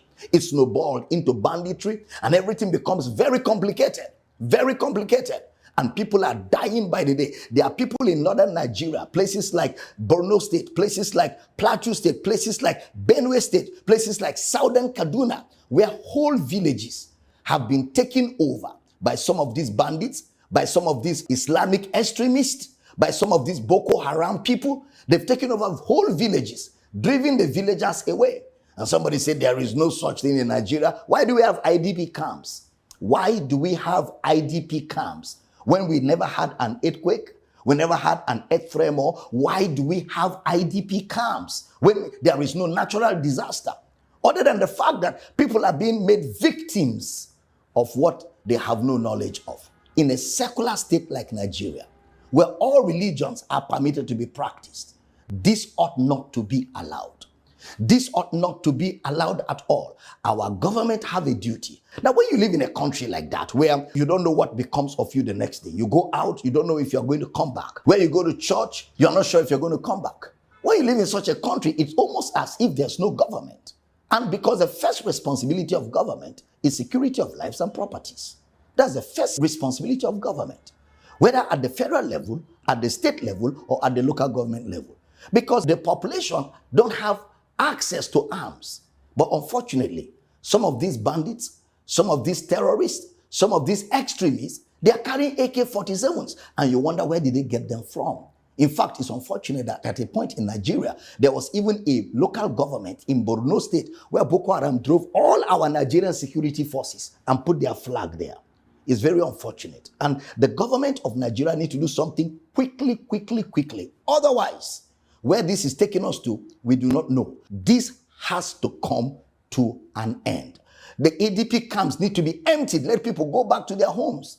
Let people go back to their villages. Let people go back to their farmlands. Let people go back to their habitations so that they can live normal lives. So they can live the life they are supposed to live on earth. You know, this is very important. And this conversation is so critical at this time. And it's critical that I add my voice to it as a victim of this situation in a country like Nigeria. And I'm believing God that the day has come when this menace will surely come to an end. God bless the Federal Republic of Nigeria. Amen. Abel Damina is my name. Look. I couldn't wait to get back home and be a part of the ongoing conversation. There's been this conversation going on whether there's a genocide in Nigeria or there's no genocide in Nigeria. And I listen to certain individuals who say there's no such thing in Nigeria. Well, whether you call it genocide or you don't call it genocide, let me speak as a victim. I am not just a student of research, but I'm speaking as a victim of these gruesome circumstances around the Nigerian people where innocent lives have been taken away by some people who think they have more right than others in this nation. And some people have reduced it to herders and farmers clash. No, sir, this has been ongoing. I grew up in northern Nigeria. My father was a pastor with the Assemblies of God Church. One morning we just woke up in Assemblies of God Church, Samaru Zaria, somewhere adjacent the north gate of Samaru Zaria. My father was a pastor. All of a sudden we woke up in the morning, no provocation, nothing. And the next thing we were hearing was people were just running all over our house and the church with machetes and all of that. The next thing was they started pouring petrol all over the building, both the church and the house, because our house was attached to the church. And the next thing was flames. Everything was burned right down to ashes. We narrowly escaped, found a place where we could shelter ourselves in the military barracks. Eventually, they brought us back to the lecturers' quarters of ABU Zaria. And we had to camp with a family for weeks and months before we could rebuild and start life all over again. That is long. I'm talking about 1986, 87. What about the Metasine situation? Metasine was a sect of the Islamic religion who went around burning and destroying and killing Christians back in the 80s. This is far before there was anything like farmers and herders clash. Then fast forward. What about in the year 2000, where over 2,000 people were killed in Kaduna? Year 2000. What about the over 300 people that were victims of the Miss World in November 2002? All of them, they were not a part of the Miss World. They were just on their own. Something happened somewhere else, and they became victims of it. Lives were killed, houses were destroyed, and whenever they are carrying out this charade, they will be shouting, Allahu Akbar, Allahu Akbar, and they will carry their matches and carry whatever they have, and they will move in their numbers. And everybody on their way that is not chanting what they are chanting becomes a victim. I can go on and on. A few years ago, I was preaching in Kaduna for a great man of God. And I only succeeded in preaching Sunday morning service. After the service, the next morning, as we were preparing for the next service on Monday, the next thing I was hearing was, the whole city is on fire. Kaduna is on fire. Please stay in the hotel room. Don't come out. They are killing, they are burning churches. They are killing everybody. That is how we were stuck in a hotel. Even in the hotel, we were not sure of ourselves, because they were going from hotel to hotel, room to room, killing people that were not chanting Allahu Akbar. And somehow God saved our souls. After about 4 days, we were able to leave Kaduna. But unfortunately, a friend of mine who was a pastor, Reverend Northcote Andrew of blessed memory, was caught in the midst of this as he was escaping for his life. They caught him because he was wearing a collar of a bishop. They hacked him to death, dug the ground, buried him and put a cross there. It is that little wooden cross that made people know that there was a corpse in that place. And this, my friend, was buried. These are real life situations. So for somebody to just sit down in the comfort of his home, maybe somewhere in the south, and be saying there's no such thing in northern Nigeria, my brother, you've not been a part of it. We've been right in the heart of the fire. I remembered one night, these Muslim boys were all over the place in my school. and they were shouting Allahu Akbar. They were looking for me. I had to escape. That night, my saving grace was that I found a female hostel and I slept under the bed. By the next day, I left town. For what? I did nothing. No provocation. Just because I am preaching the gospel. And of course, some of them believe that once you are not of the Islamic faith, you are an infidel. And they believe that if you kill an infidel, you will sleep with 7 virgins. All of this kind of indoctrination that leads to violence at the slightest provocation, whether it has to do with the people or not, you just get on the streets. What about the Reinhard Bonnke crusade? I'm talking about the Reinhard Bonnke crusade in Kano, where people were hacked, macheted, and killed just because a crusade where the gospel of Christ was going to be preached. And that is why I thank God for people like President. I want to say a very big thank you to Biafra Republic government in exile. You did not see our you did not see our Mazi or Pastor Abel Damina speaking up or coming out like this before on this Christian genocide until BRGIE opened the door. And as BRGIE opens the door now, everybody now have the courage to come out and speak. I love it. So let us read how Nigerian government are preparing and coming after BRGIE, so that you know that you have a bigger fight to fight and you have to step up your game. This is Nigerian government launching 2.7 million covert anti-Biafra lobbying campaign. Let's come down here. They say, as Nigeria domestic politics intensify ahead of the 2027 elections, a quiet yet consequential talk of war is unfolding in the corridors of Washington, D.C. While Biafra independence activists openly wage a campaign to cast Nigeria's security challenges as a Christian genocide. Many of you did not want to take us serious. This media house is UK. It's UK.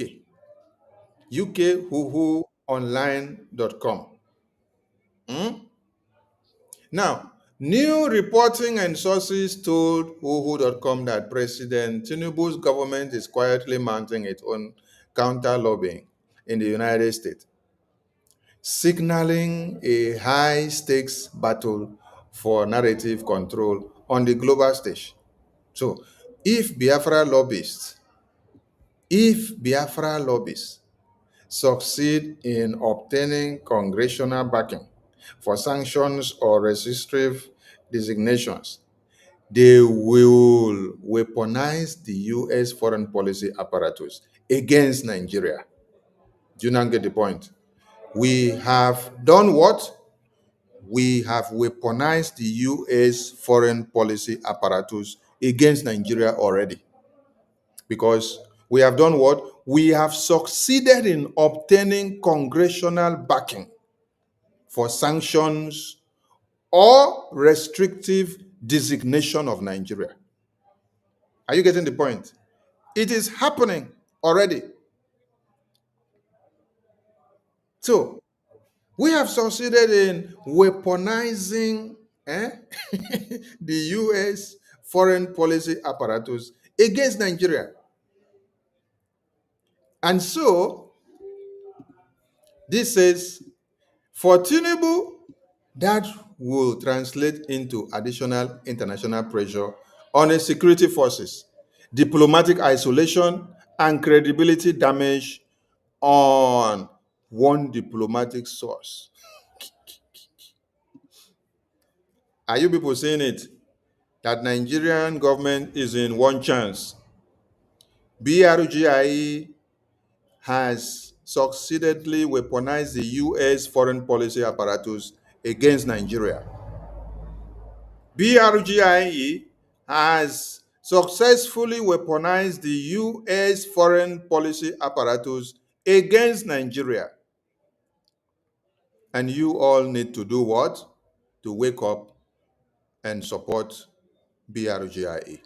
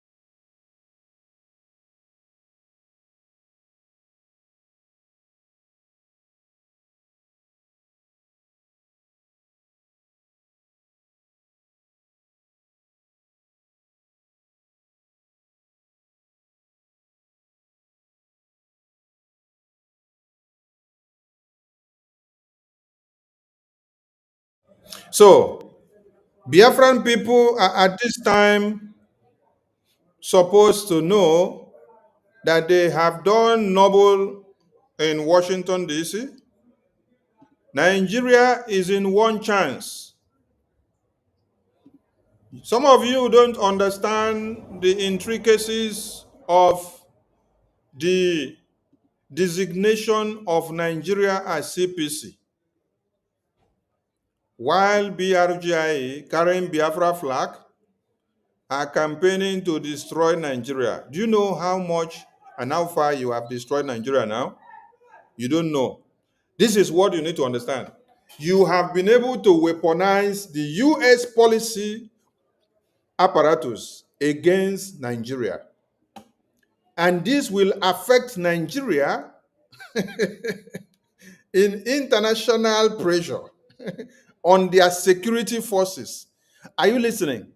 Diplomatic isolation and credibility damage.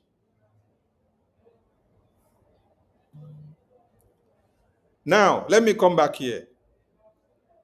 That this will translate into additional international pressure on the security forces of Nigeria. Now, let me explain this one to you.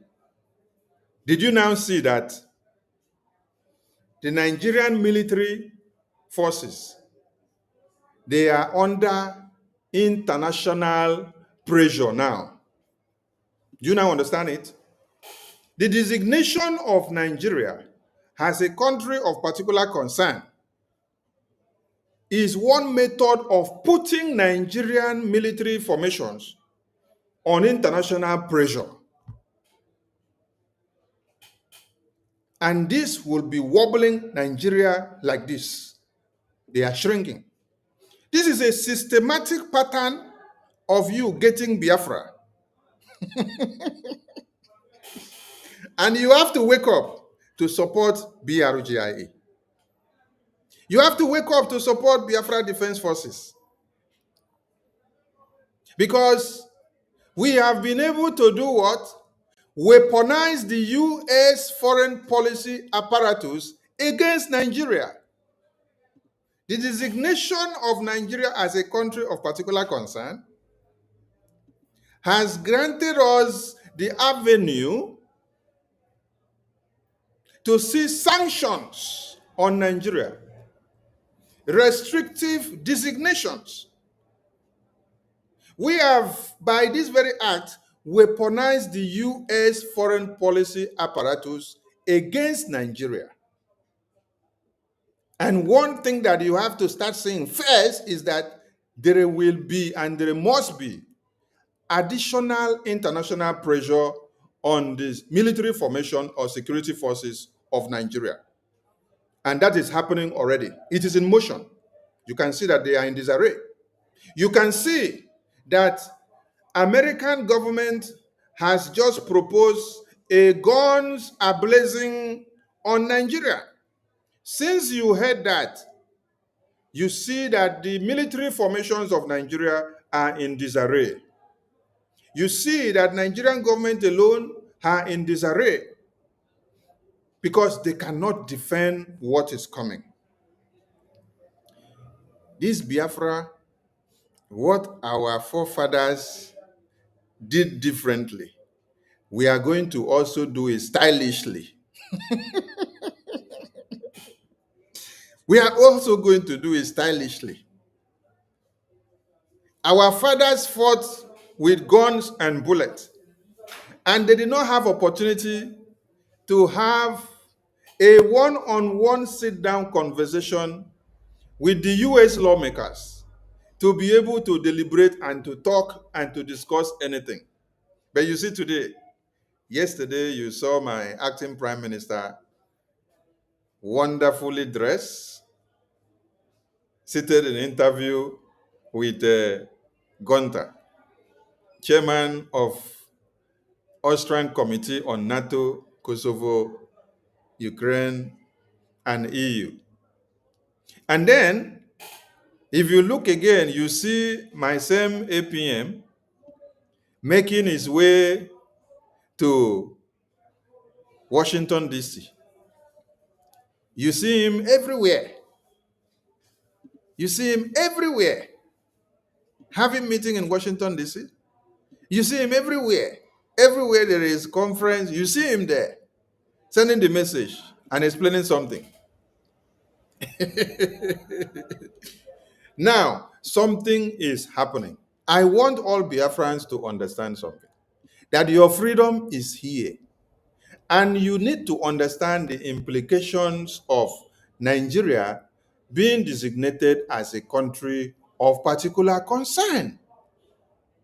First thing that you should understand is that you, by this act, after your congressional briefing, putting Nigeria the way it is, after the congressional testimony, putting Nigeria the way it is, and then after the US Congress have now looked into the genocidal pact that you placed before them on the table and reviewed and see that everything that you presented are factual.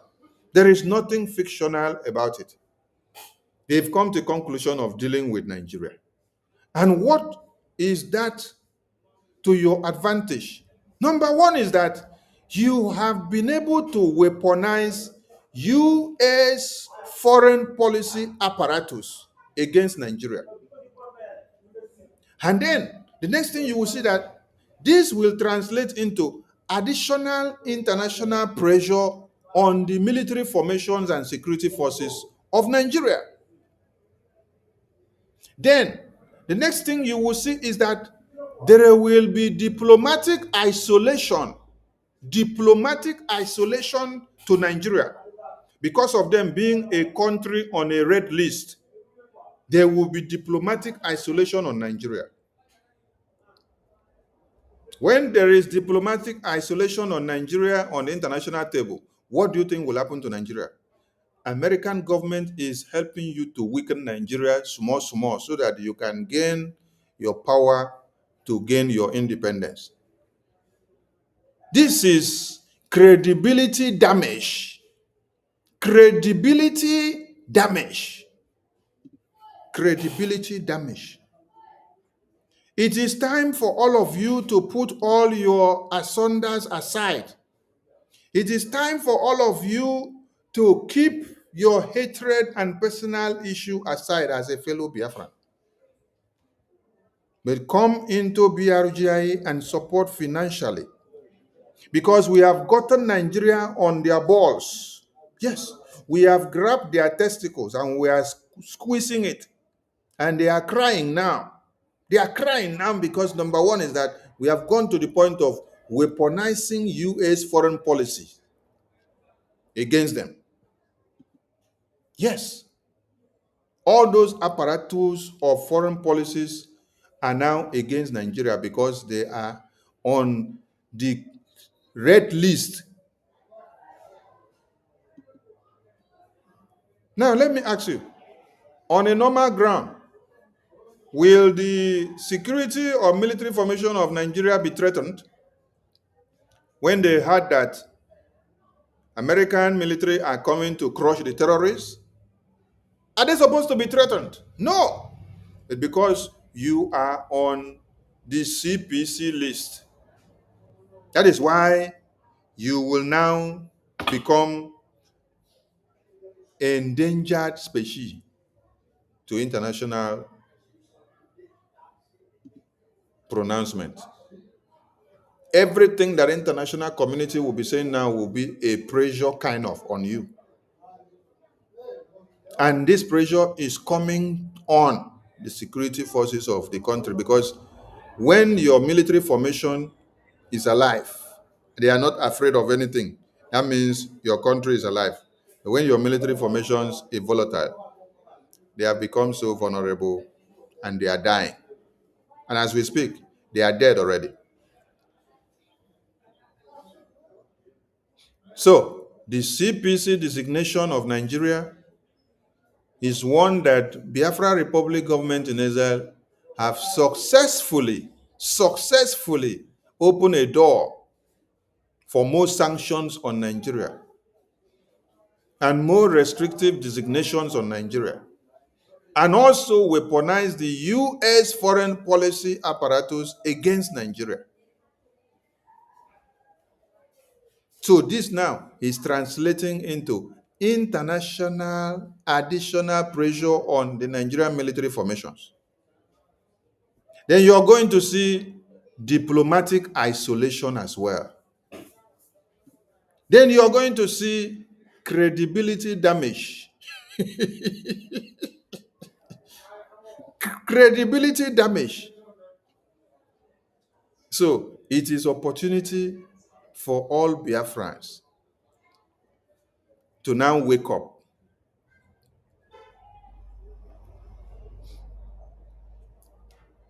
It is opportunity for all Biafrans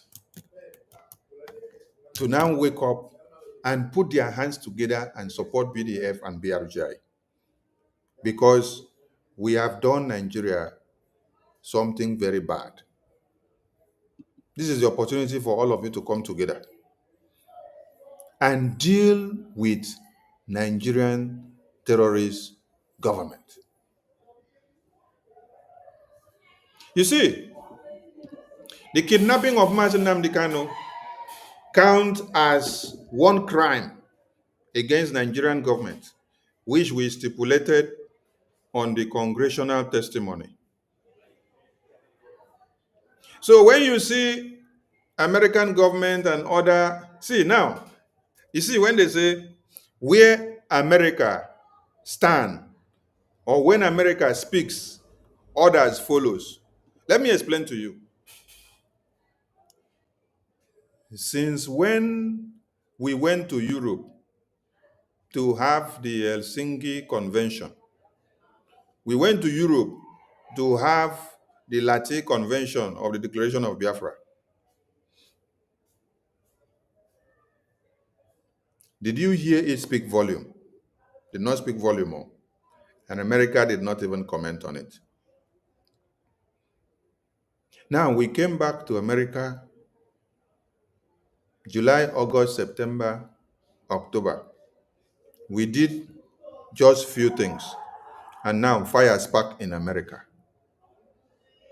Now, since ever that we did not come to America physically to have a congressional briefing, did you hear American foreign policy makers speak about Biafra? Did you hear them speak about the Christian genocide? Did you hear them take the issue of Nigeria very serious? No. But immediately we held the garment of American Congress. We entered there, we delivered the message boldly. We sat down there, we testified We gave them evidence against Nigeria. It emboldened American government with the courage that we had to now start looking into Nigerian issues. And when American government has started speaking, every other part of the world now starts speaking. The question is, why didn't Europeans speak before when Donald Trump or when American lawmakers did not speak about Biafra and the Christian genocide? Why didn't China speak about the Christian genocide in Nigeria when Donald Trump government or when American lawmakers did not speak? Why didn't Russia speak about the genocide in Nigeria when American lawmakers did not speak after we had engaged them? Are you telling me that the UK government, that the Chinese government, that the European government, the Asia, the Australia, the Russia, the Antarctica, every continent of this world, that they are not aware of the atrocities of Nigeria for years? Why didn't they speak when American government did not speak? So they waited until when we rekindled the fire by grabbing the garment of the American Congress, going inside the White House, testifying and giving all evidence. American government now sat back. They review our congressional briefing. They review our congressional testimony. They add and minus. They juxtapose and saw that all what we said were factual. They went into investigation. They started speaking. Immediately they started speaking. That is when Europeans now started amplifying on what American lawmakers have said. That is when you now see lawmakers in UK also start speaking to amplify their voice on what American lawmakers have started pronouncing. That is when you now see people from Russia, you now see people from China, you now see people from Europe. They now start speaking, amplifying the voice of what American lawmakers have already spoken. If we did not held the garment of the US Congress and drag them till they start speaking, every other part of the world leaders would not speak because they will see it and keep quiet because they want to see Nigeria continue. Not minding the massacre of babies, women, and children. But only America have the courage to call a spade a spade. Every other countries, every other continent, they ignore. They say it is not their business. They only focus on the business deals that they have with Nigeria. They don't bloody care about how many babies, women, and children are massacred. Do you now understand when we say, when America speaks, others follows? Every world leader is keeping quiet and ignoring your cry on a daily basis. They wait until when they see America say something before they will come and also mimic. They just come to mimic. Some of them are not saying it with all their heart. They come to mimic what America has said so that you will not say, oh, they did not say something. Why is it that it's only America that has the plight of the Christians at heart, but every other country ignored the genocide of Christians in Nigeria and in Biafra land?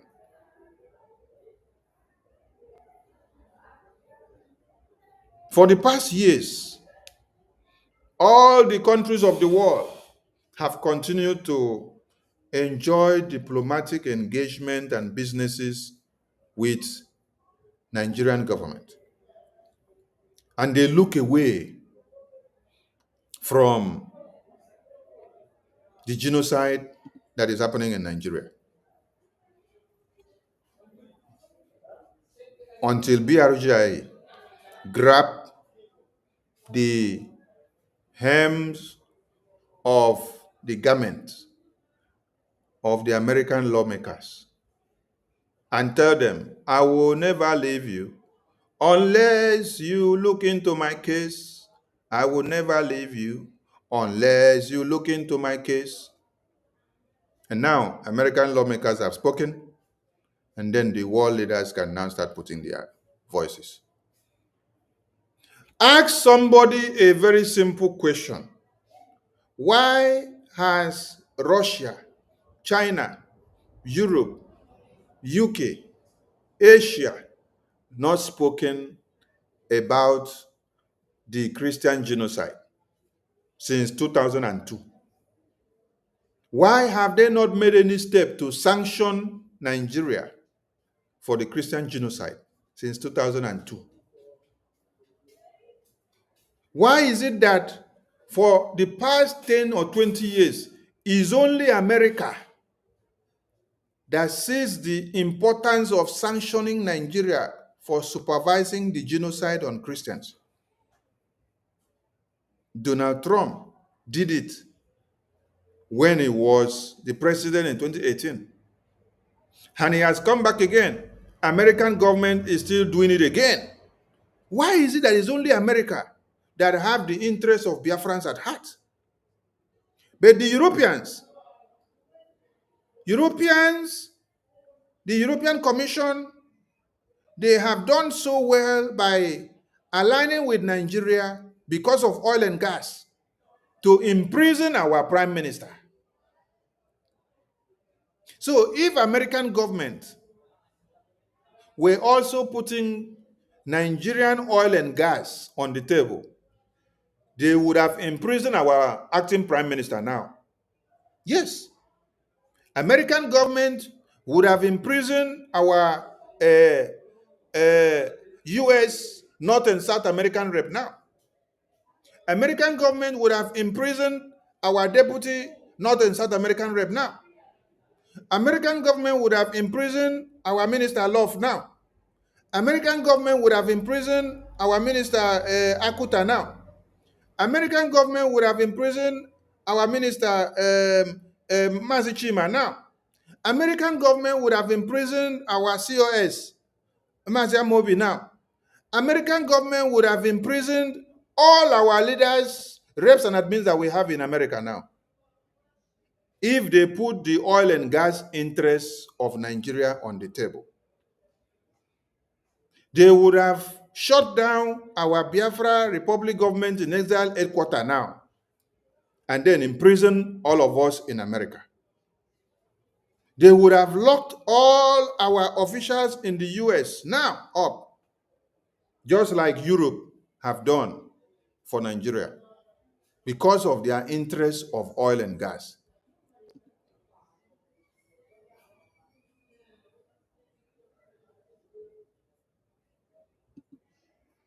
Do you think that if Mazi Nnamdi Kanu was in America or he was using American passport,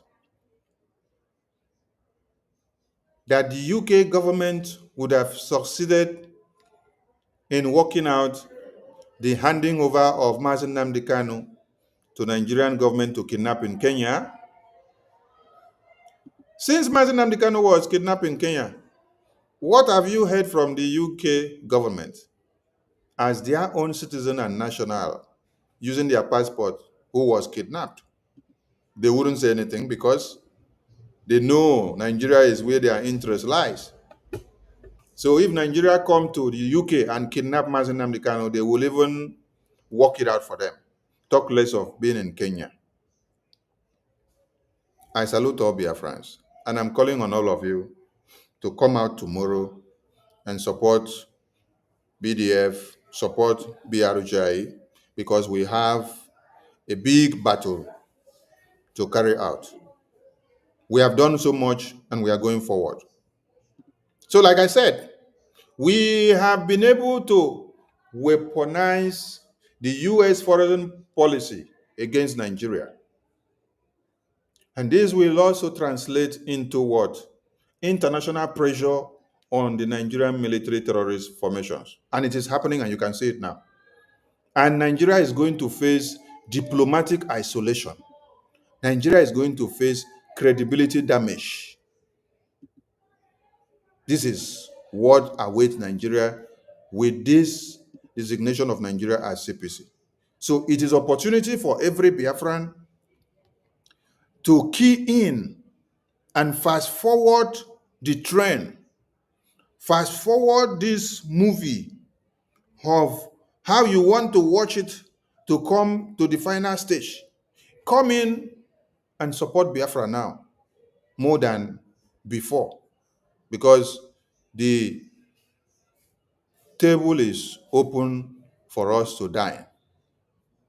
Now, whoonline.com has learned that over the past year, the Biafra Republic government in exile, led by Simon Ekpa, contracted U.S. lobbying firm Moran Global Strategies, helmed by U.S. Congressman Jim Moran, to advance its separatist agenda.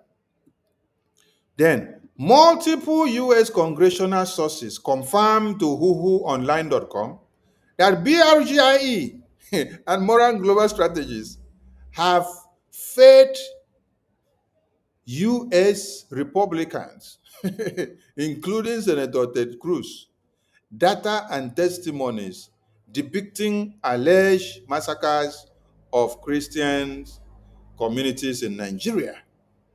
So, Cruz Religious Freedom Accountability Act bears the fingerprint of BRGIE narrative. Are you reading the news very well and are you understanding it? Okay. The bill accuses Nigeria of mass murder, seeks to sanction security officials, and recommends reclassifying Nigeria as country of particular concern. Public materials, including Biafra referendum dossier, claiming over 50 million participants, have been submitted to the U.S. regulatory filings under FARA to shape the perception. But this narrative push carries obvious danger. Once accepted in U.S. policymaking circles, such framing can attract sanctions, humanitarian interventions, or diplomatic pressure against Nigeria. Do you now understand the significance of designating Nigeria as CPC and what BRGI is doing to Nigeria? Okay. Now, facing this mounting assault on Nigeria's image, the presidency of Nigeria has not stayed idle. In January 2025, a media expose claimed President Tinubu's team engaged multiple U.S. lobbies and PR firms, reporting $2.7 million outlay to rehabilitate his image in Washington, D.C., after scandals over certificate irregularities and drug allegations. This is the kind of president that you people have in Nigeria.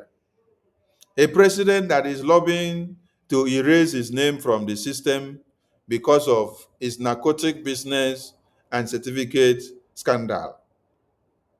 Now, when you look at the news that has been circulating for days now, you can see that American government are going after some of the narcotic vessels. And let me bring something to the screen. I hope I see this thing very fast because we don't have much time to waste. So, if your president is a drug lord and is finding a way to clean his name from the US system so that the US government will not get him. And then now, Nigerian government is in a quagmire and they are going to face international sanctions and they are already facing international sanctions. What will be the fate of Nigerians when your presidency cannot visit America because of his drug case file? Who will now go and sit down like Ramaphosa went to America, White House, to sit down with Donald Trump and deliberate and iron out diplomatic issues that has to do with his country, South Africa? He spoke as a man. He spoke one-on-one physically with Donald Trump. Every question that Donald Trump asked him, he was able to answer and clear every doubt and every misconception. How can your drug lord president, who has a case file in the US, now be able to enter America in this very dispensation to sit down and discuss Nigeria on the table? Whether Nigeria has done it wrong or done it bad or done it good or made mistakes. How can he enter America to sit down and table your case and to discuss? Do you know why he cannot enter America? There's something here on the screen.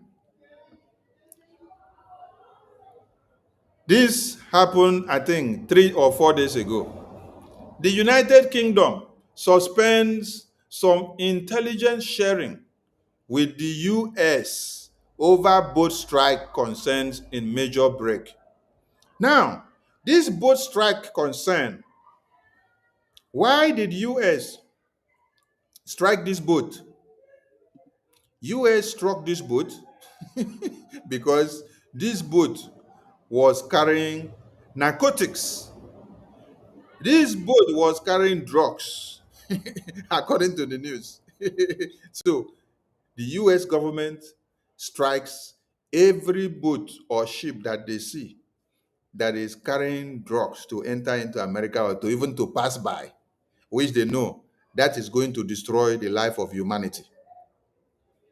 So if only a boat that is carrying the drugs, American government strikes the boat, what do you think will happen to your president of Nigeria when he now enters America? When he himself, he is the drug lord.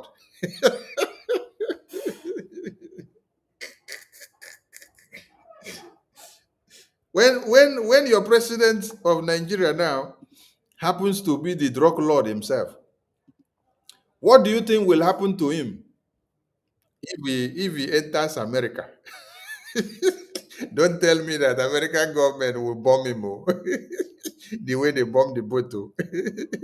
But the fact here is that the drug lord president cannot enter America to go and sit down one-on-one and discuss with the president of America or the lawmakers of America for anything for you as a Nigerian. Why? Because he has a case like this that is lingering. This is the case that is lingering that cannot allow him to be there. Do you see what is on the screen? In January 2025, a media exposed claim President Tinubu's team engaged multiple US lobbies and PR firms, reporting a $2.7 million outlay to rehabilitate his image in Washington after scandals over certificate irregularities and drug allegations.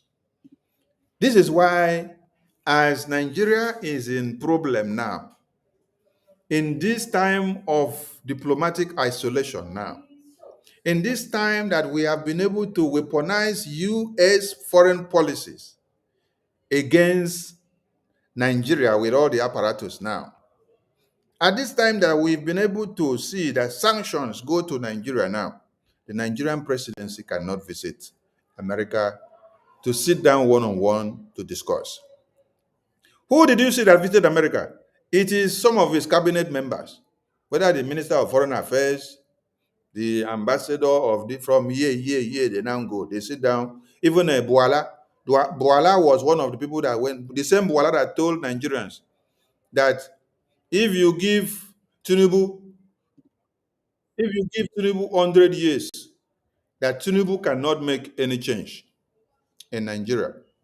It is the same Buara that is the one that Tinubu now sent to go to America to now go and start defending Tinubu.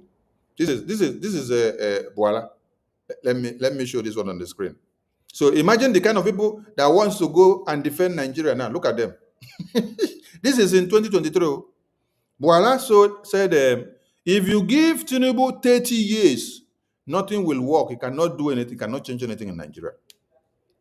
This is the person now that Tinubu sends, since he sees that his drug document cannot allow him to enter America to go and save all of you. This is the person he now sent to now go and talk for Nigeria. Chai! Hello, Mero. And Tinubu seeing that if he doesn't shut many of these his critics' mouth down, that they will come to destroy him, he had to pick all the Agberos, all the criminals, all those that knew many things about him, that were exposing him. He packed all of them and gave them position in his government. That is why you see somebody like this one that told the entire world that if you give Tinubu 30 years, nothing will work in Nigeria. He's now the personal assistant to Tinubu, speaking for Tinubu and going to America to go and speak. And we saw that our Mazi Elias, he gave him basbos. If you are in Twitter, you will see what Mazi Elias has done to this man. He's giving him basbos, where he made everybody to know that both the president of Nigeria and the vice, they are all criminals. let me see if I can bring Elias post, because it's quite interesting. We love our Mazi Elias. The way he's giving it to them, woto, is quite interesting. Here it is. You can see the post. our Mazi Elias told them that Nigeria is running a country with a drug baron president and vice president, tied to Boko Haram, running a government complicit in genocide. So Nigeria equals to theater of absurd. So these are the people. You see, the president is taking something in the nose. You now see the vice president having dinner with Boko Haram terrorists. So this is the kind of country that you people this is the kind of country that you people call your country, and some of you are very proud of it. Your vice president is enjoying life with Boko Haram terrorists, and then your president.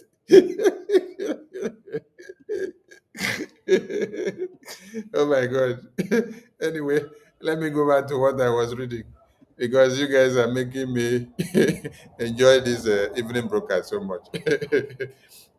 So, the contract was said to include Lenape Legal Davis Pauling, among others. And according to that report, one or some of these contracts were signed under the label of the government of Nigeria. The contract were signed under the label of the government of Nigeria. So possibly to Mark's personal involvement. So if true, this suggests that Tinubu's team judges that the Biafra cruise narrative threat is severe enough to deploy heavy U.S. influence machineries.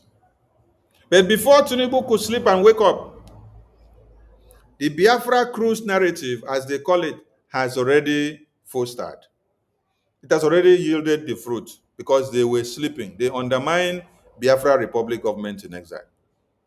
When they saw our APM going to Washington, D.C., then he will come back and then give them only photo to watch. He will deceive them with photos. They will be watching his photos online. And they will say, oh, only photo. You are snapping only photo.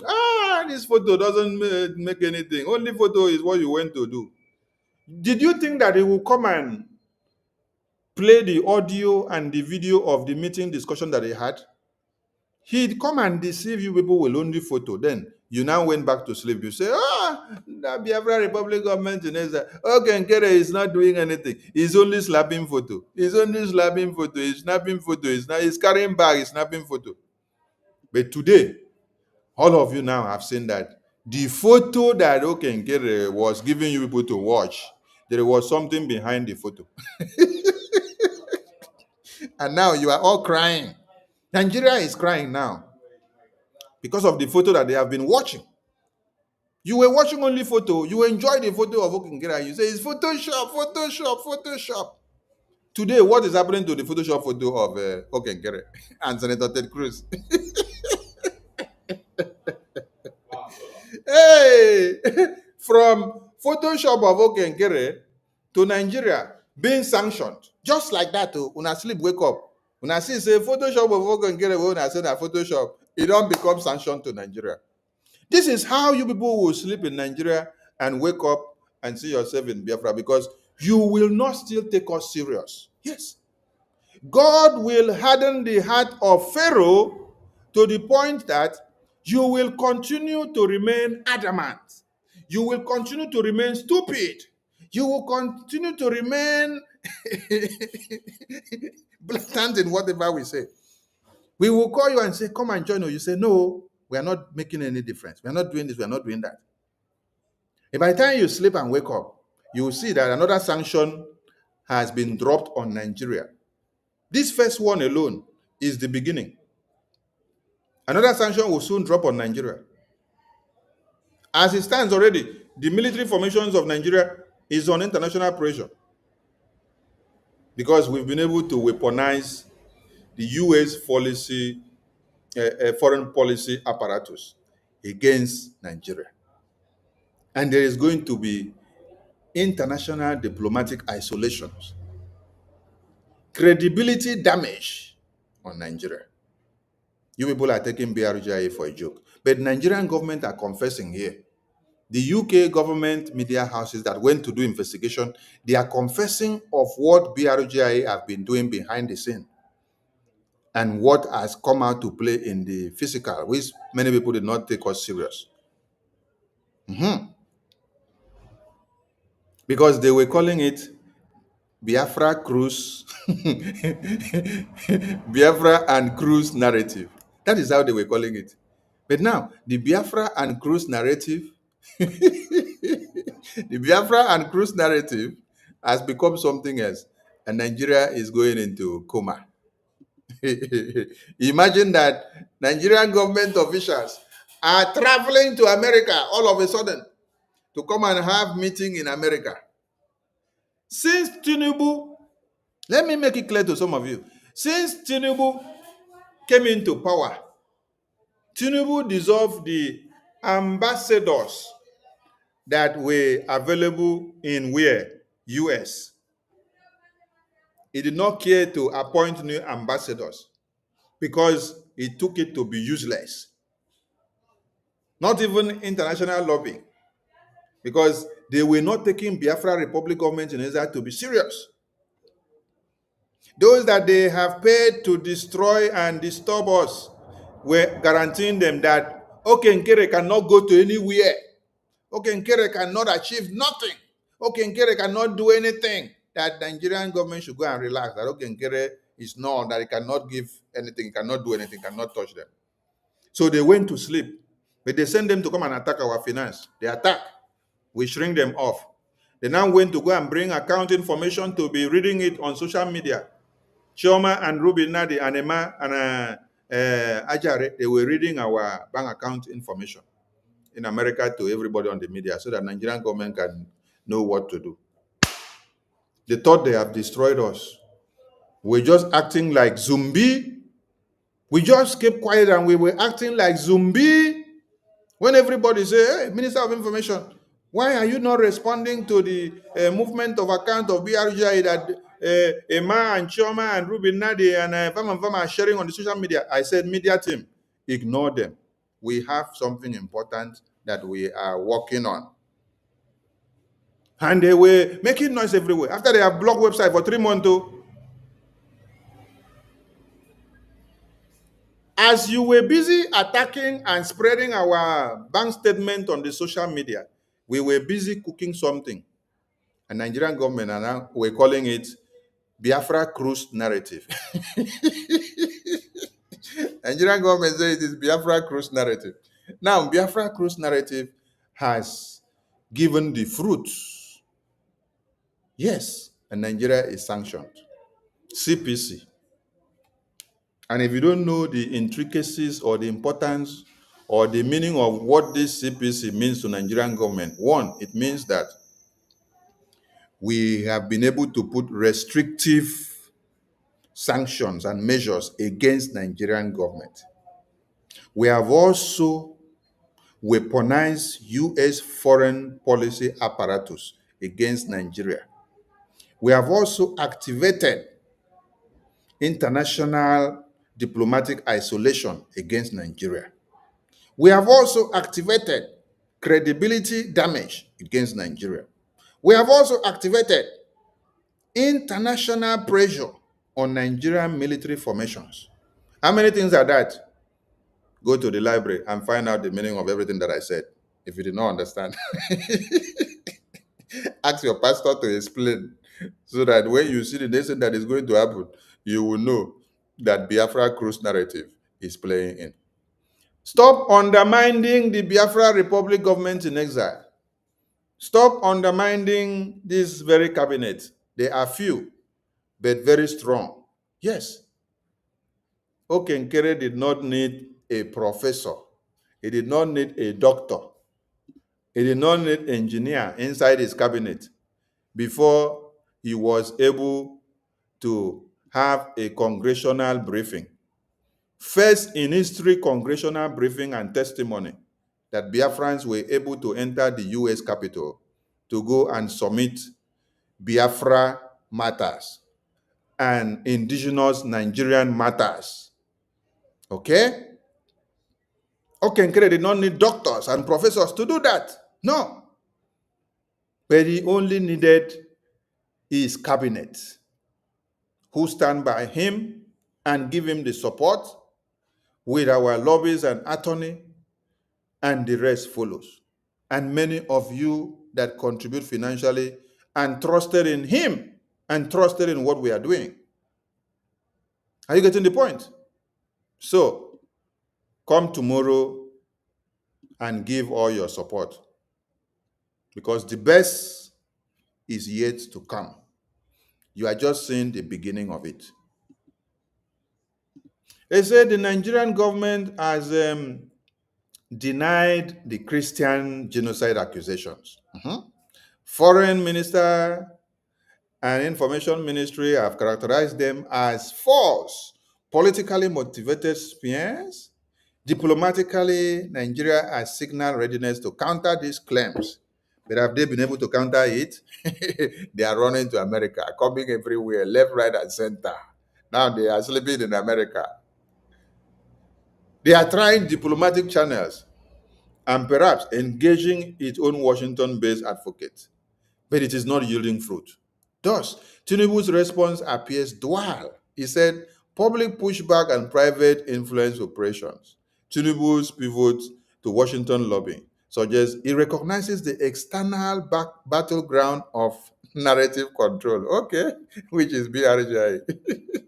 The fight is no longer confined to Abuja. It now spans Capitol Hill, the State Department, and the U.S. media. Do you understand the point now? Tinubu has now come to acknowledge that BRGIE are not only calling on Biafrans in the homeland to stand against Nigeria by implementing a civil disobedience and also brainstorming in their defense to defend Biafra land. Tinubu has also come to acknowledge and tell the world that the fight of Biafra is not just in Nigeria, targeting Abuja now, their capital. That Biafran people, Biafra Republic government in exile, have now expanded its powers down to the Capitol Hill of the US government and down to the State Department of the US government and down to the US media of America, because they follow us, they read every publications, they visit the US congressional website, they see all the testimonies that we submitted. Norman? And they also watched the congressional testimony. That is why you hear them say that the fight is no longer confined to Abuja, that it is now spans Capitol Hill. What did you see in Capitol Hill? Capitol Hill is where Biafra Republic government in exile went to have this congressional briefing here. This congressional briefing here was held in the Capitol Hill. In the Capitol Hill, the White House, the U.S. congressional briefing was held in Capitol Hill in the White House, in the headquarters of Washington, D.C., headquarters of America, where decisions are made. So you, oh, hello, Mero. God bless this BRGIE. God bless this Okenkere. Honestly, God bless this Okenkere. Yes. God bless Elias. God bless Dabiri. God bless the entire BRGIE cabinet. Yes. God bless all of you for the wonderful work you've done. Your congressional briefing has been spotted and explained in a phrase by the UK government and Tinubu government. They acknowledge that you are not just now showing them Biafra independence in Nigeria, that you have taken a stand to go to where? The Capitol Hill. The Capitol Hill. Capitol Hill of America. That you had to go and do what? Stage a congressional briefing where you now give testimony against Nigeria and portray and display Biafra on the table in Capitol Hill. So that means they are getting the message. They read everything and they saw you. They saw all of you. They saw all of you in the congressional briefing. And they took record of it. And then every testimony and document that you have submitted to the U.S. Department, they have been seeing it. They read through it. And every publications that the U.S. media carries in favor of Biafra, they are reading it and following up and seeing it. Are you getting the point? Let me read this one for you now, so that you will see that they are even quoting the document that we submitted, which is available in the U.S. Department. See, I'm here. They say a digging problem is opacity. And then they say U.S. law requires lobbyists working for foreign principals to register under FARA. Are you getting the point? U.S. law requires lobbyists working for foreign principals to register under FARA. That means BRGIE have been able to have power to the point that they have a lobbyist that can register foreign principals under FARA. Every Biafran Republic government in exile document and everything that is done in the State Department, you will see it under FARA. Now, some of you don't understand what FARA means. I want to open one document. I will open one document in the US website so that you will see what the FARA is talking about.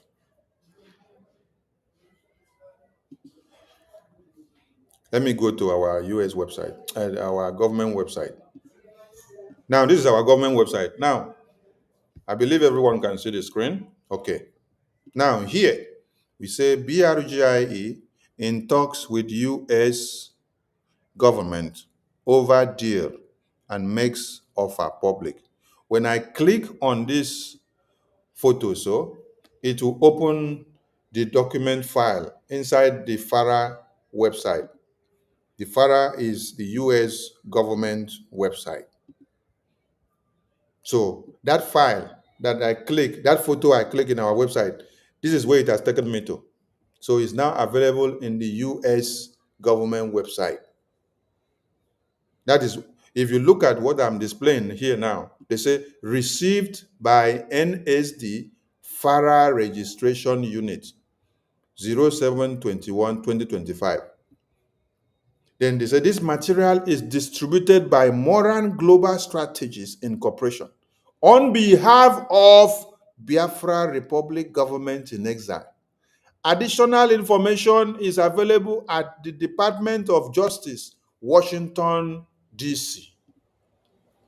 This is a document of the deal that BRGIE submitted to the US government. And this document is well documented in the American government website. So, Nigerian government are telling you that they have done investigation to see that before any foreign principal is able to register any document in the American government system, they must have gotten a well-renowned lobbyist who will now be able to work everything, align and file everything to be in line with the US government ethics, that those things will be available in the US government system. So you see where they quoted the FARA? You see the FARA now. Can you all see the FARA now, which I read from there? So these people have been sitting down to follow and read and investigate everything that BRGIA are doing. And they are checking everything as if they are not checking. And they are speaking now that the time of speaking is now coming. Now, let me go back. Let me now go back to where I was reading. You now see where the FARA came from. That is where I wanted you to see. That is the US government website. See it here now. They say US law requires lobbyists working for foreign principals to register under FARA. Do you now see how they are panicking about waking up to see that a deal and every document and every testimony and petition that BRGIE are submitting to the US government, that these documents are found online in US Department website, the Justice Department, and everywhere. Go and check online in US, you will find it. It is not hidden. It is open for everybody to go and read. So they can access it from Nigeria. They can read through it and see everything that we are doing and know that we are not joking. We are not doing underground. We are not hiding our faces, but we are actually working things out. So you see the cry of Nigerian government. Okay, they've understood that BRGI have gone very far. So they say, but if Nigeria's contracts are channeled via shell entities or labeled image management, true accountability becomes elusive. Yes. The possibility of undisclosed influence peddling looms. Within Nigeria, these Washington skirmishes reinforce a message that Tinubu is playing a global chess game, not just a national one. Opposition voices may interpret it as diversion from pressing governance issues. Yet, the presidency may argue that the safeguarding Nigeria's image and sovereignty against external narrative is itself a national duty. So, this is where we are now, which you all have to understand and see what is actually happening. Because there is fire on the mountain and Faunyash is burning, and they don't want to listen and hear that their nyash is burning, and it is actually burning. This is where you need to see it, and this is where you need to look at it and understand.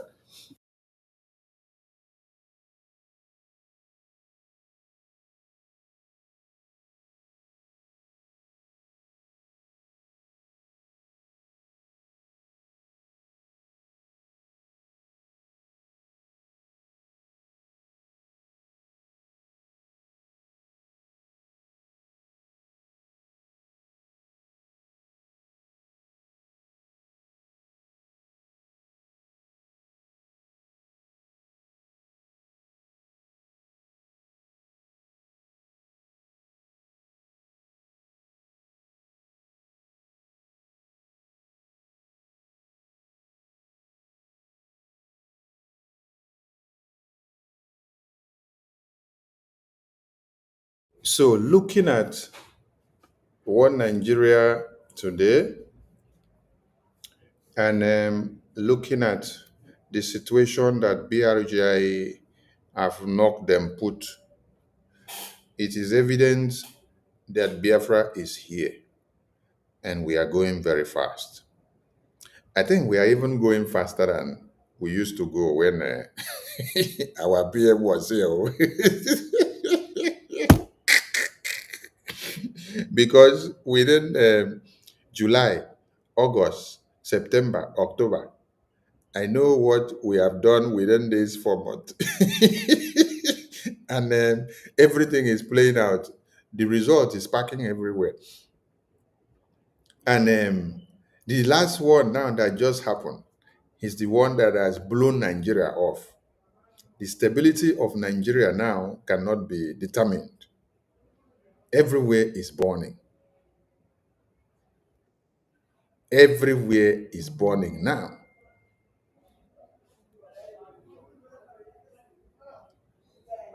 Why didn't Nigerian government be traveling to America before to go and plead America to come and stand with them to fight the terrorists? Instead, they were blocking the reportage of the Christian genocide, the Biafran genocide, away from the American government. There is power in lobbying, and we must continue. So we call on all Biafrans to wake up. God has given you the enablement, most especially those of you that are in America, UK, Europe, Asia, Australia. If you know you're not in Africa, where our life is deplorable, but you are in the Western world, remember that God placed you in the Western world for a reason like this, for a time like this, so that you can be a candle light to light up the freedom of the Biafran people. Come out from wherever you are. Come and join our fundraising tomorrow and support the Biafran cause. Yes, it is a cause that is legitimate. It is a cause that we all must fight for. It is a cause that we need to use to be able to liberate and free our people. If we stop what we are doing, the genocide that is happening in the far north, if we stop what we are doing, the genocide that is happening in the far north and in the middle belt, it will shift down to Biafra land because we are actually the people that they are targeting. The reason why you see that the genocide has now concentrated so much in the middle belt is because we have resisted them from entering Biafra land. We have sacrificed in the cause of this resistance and fighting them back. Many Biafrans have died. Many have sacrificed their lives for this to be. So that is why the sacrifice that we do is useful. So do not allow the sacrifice that many people do to become useless, because we are just starting this fight in a different phase. So come and join, please, and give all the push so that we can be able to achieve the Biafra that would have taken us 10 years. Let us do it and get it in 3 to 2 years. Yes, because with all the resources in our hands and with all your support financially and your commitment, we can get it done. Come out and support Biafra Defense Forces. Come out and support the Biafra Republic government in exile. Come out and support our men and women that are putting their lives on the line to see that the Biafra land is defended and protected against these terrorists. Know ye that you have legitimacy in fighting for your independence, because Nigeria is the worst place for a Christian to live and to exist. So you are a Christian. So if Nigeria has been mapped out for you to be the most dangerous place for you to live, that means your self-determination of having your own separate state is legitimate. But it is now incumbent on you to wake up and amplify it so that it will now become a reality. Don't wait on the fence for others to do it for you to later come and join. Come and join it and make it to happen so that you will be recorded as part and parcel of the people that made it happen. I salute all of you, and I say from me, from here, we see you all tomorrow, and do not miss the fundraising tomorrow. Please log in and give your quota. Ndewo from here. From me, it is good morning, good afternoon, good night to some of you, and good evening. Ndewo. Anywhere in Biafra land we confront Fulani terrorists, we shall meet them head on. We know that they are part of the police and the army. Danjuma himself, General T.Y. Danjuma himself, testified before the British Parliament that the army of Nigeria and the police are colluding in the conquest of indigenous populations in Nigeria. And we are no exception to that very horrible and sinister conspiracy. The police we have in our land are terrorists in uniform. The army we have in Biafra land are basically terrorists. They are there to aid and to support Fulani Janjaweed advancement to the Atlantic Ocean. And we are there to stop them, and we are stopping them and will continue to stop them.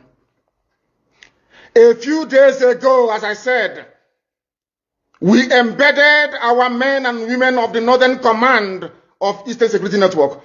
When we said Northern Command, people were confused. Biafra land is a nation. We have Northern Biafra, we have Central, we have the South, which is the coastal region, we have the East, and we have the West. When I talk about the Northern Command, I'm talking about the northern part of Biafra land, which incidentally starts from Benue State.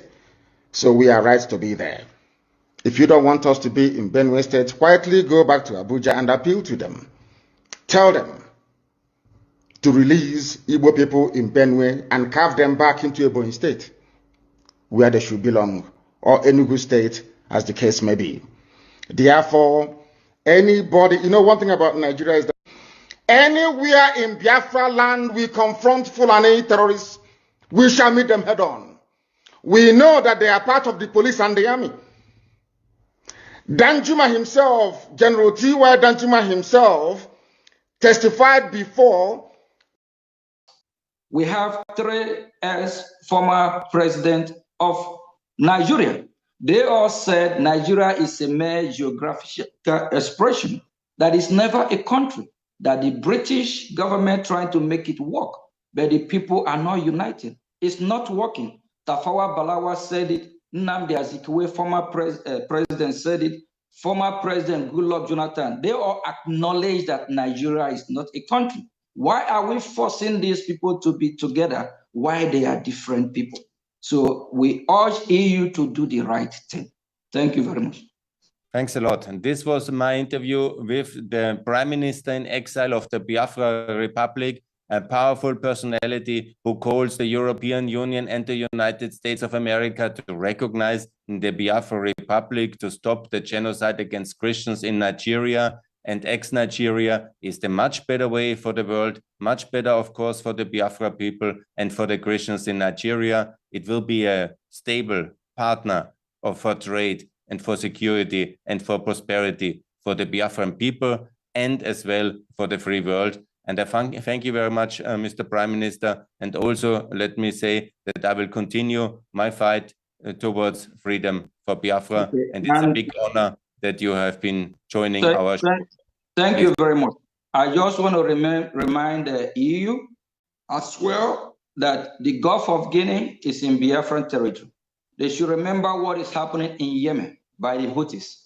If the Gulf of Guinea, if they allow this terrorist Nigerian state, because it's a terrorist state, with these terrorists, if they, for example, capture Biafra land, know that the Gulf of Guinea, they will disrupt trade, but we Biafran will resist. We'll make sure that we are free, and we want to remind them that when it comes to the business interest, we are open to negotiate, to do business with them. I think we will be the best ally to make sure that from the West African Sahel, we will checkmate the terrorists. Because what they are doing, they're trying to capture both Biafra land, Nigeria, or the surrounding West Africa, especially Biafra land, to attack EU from there.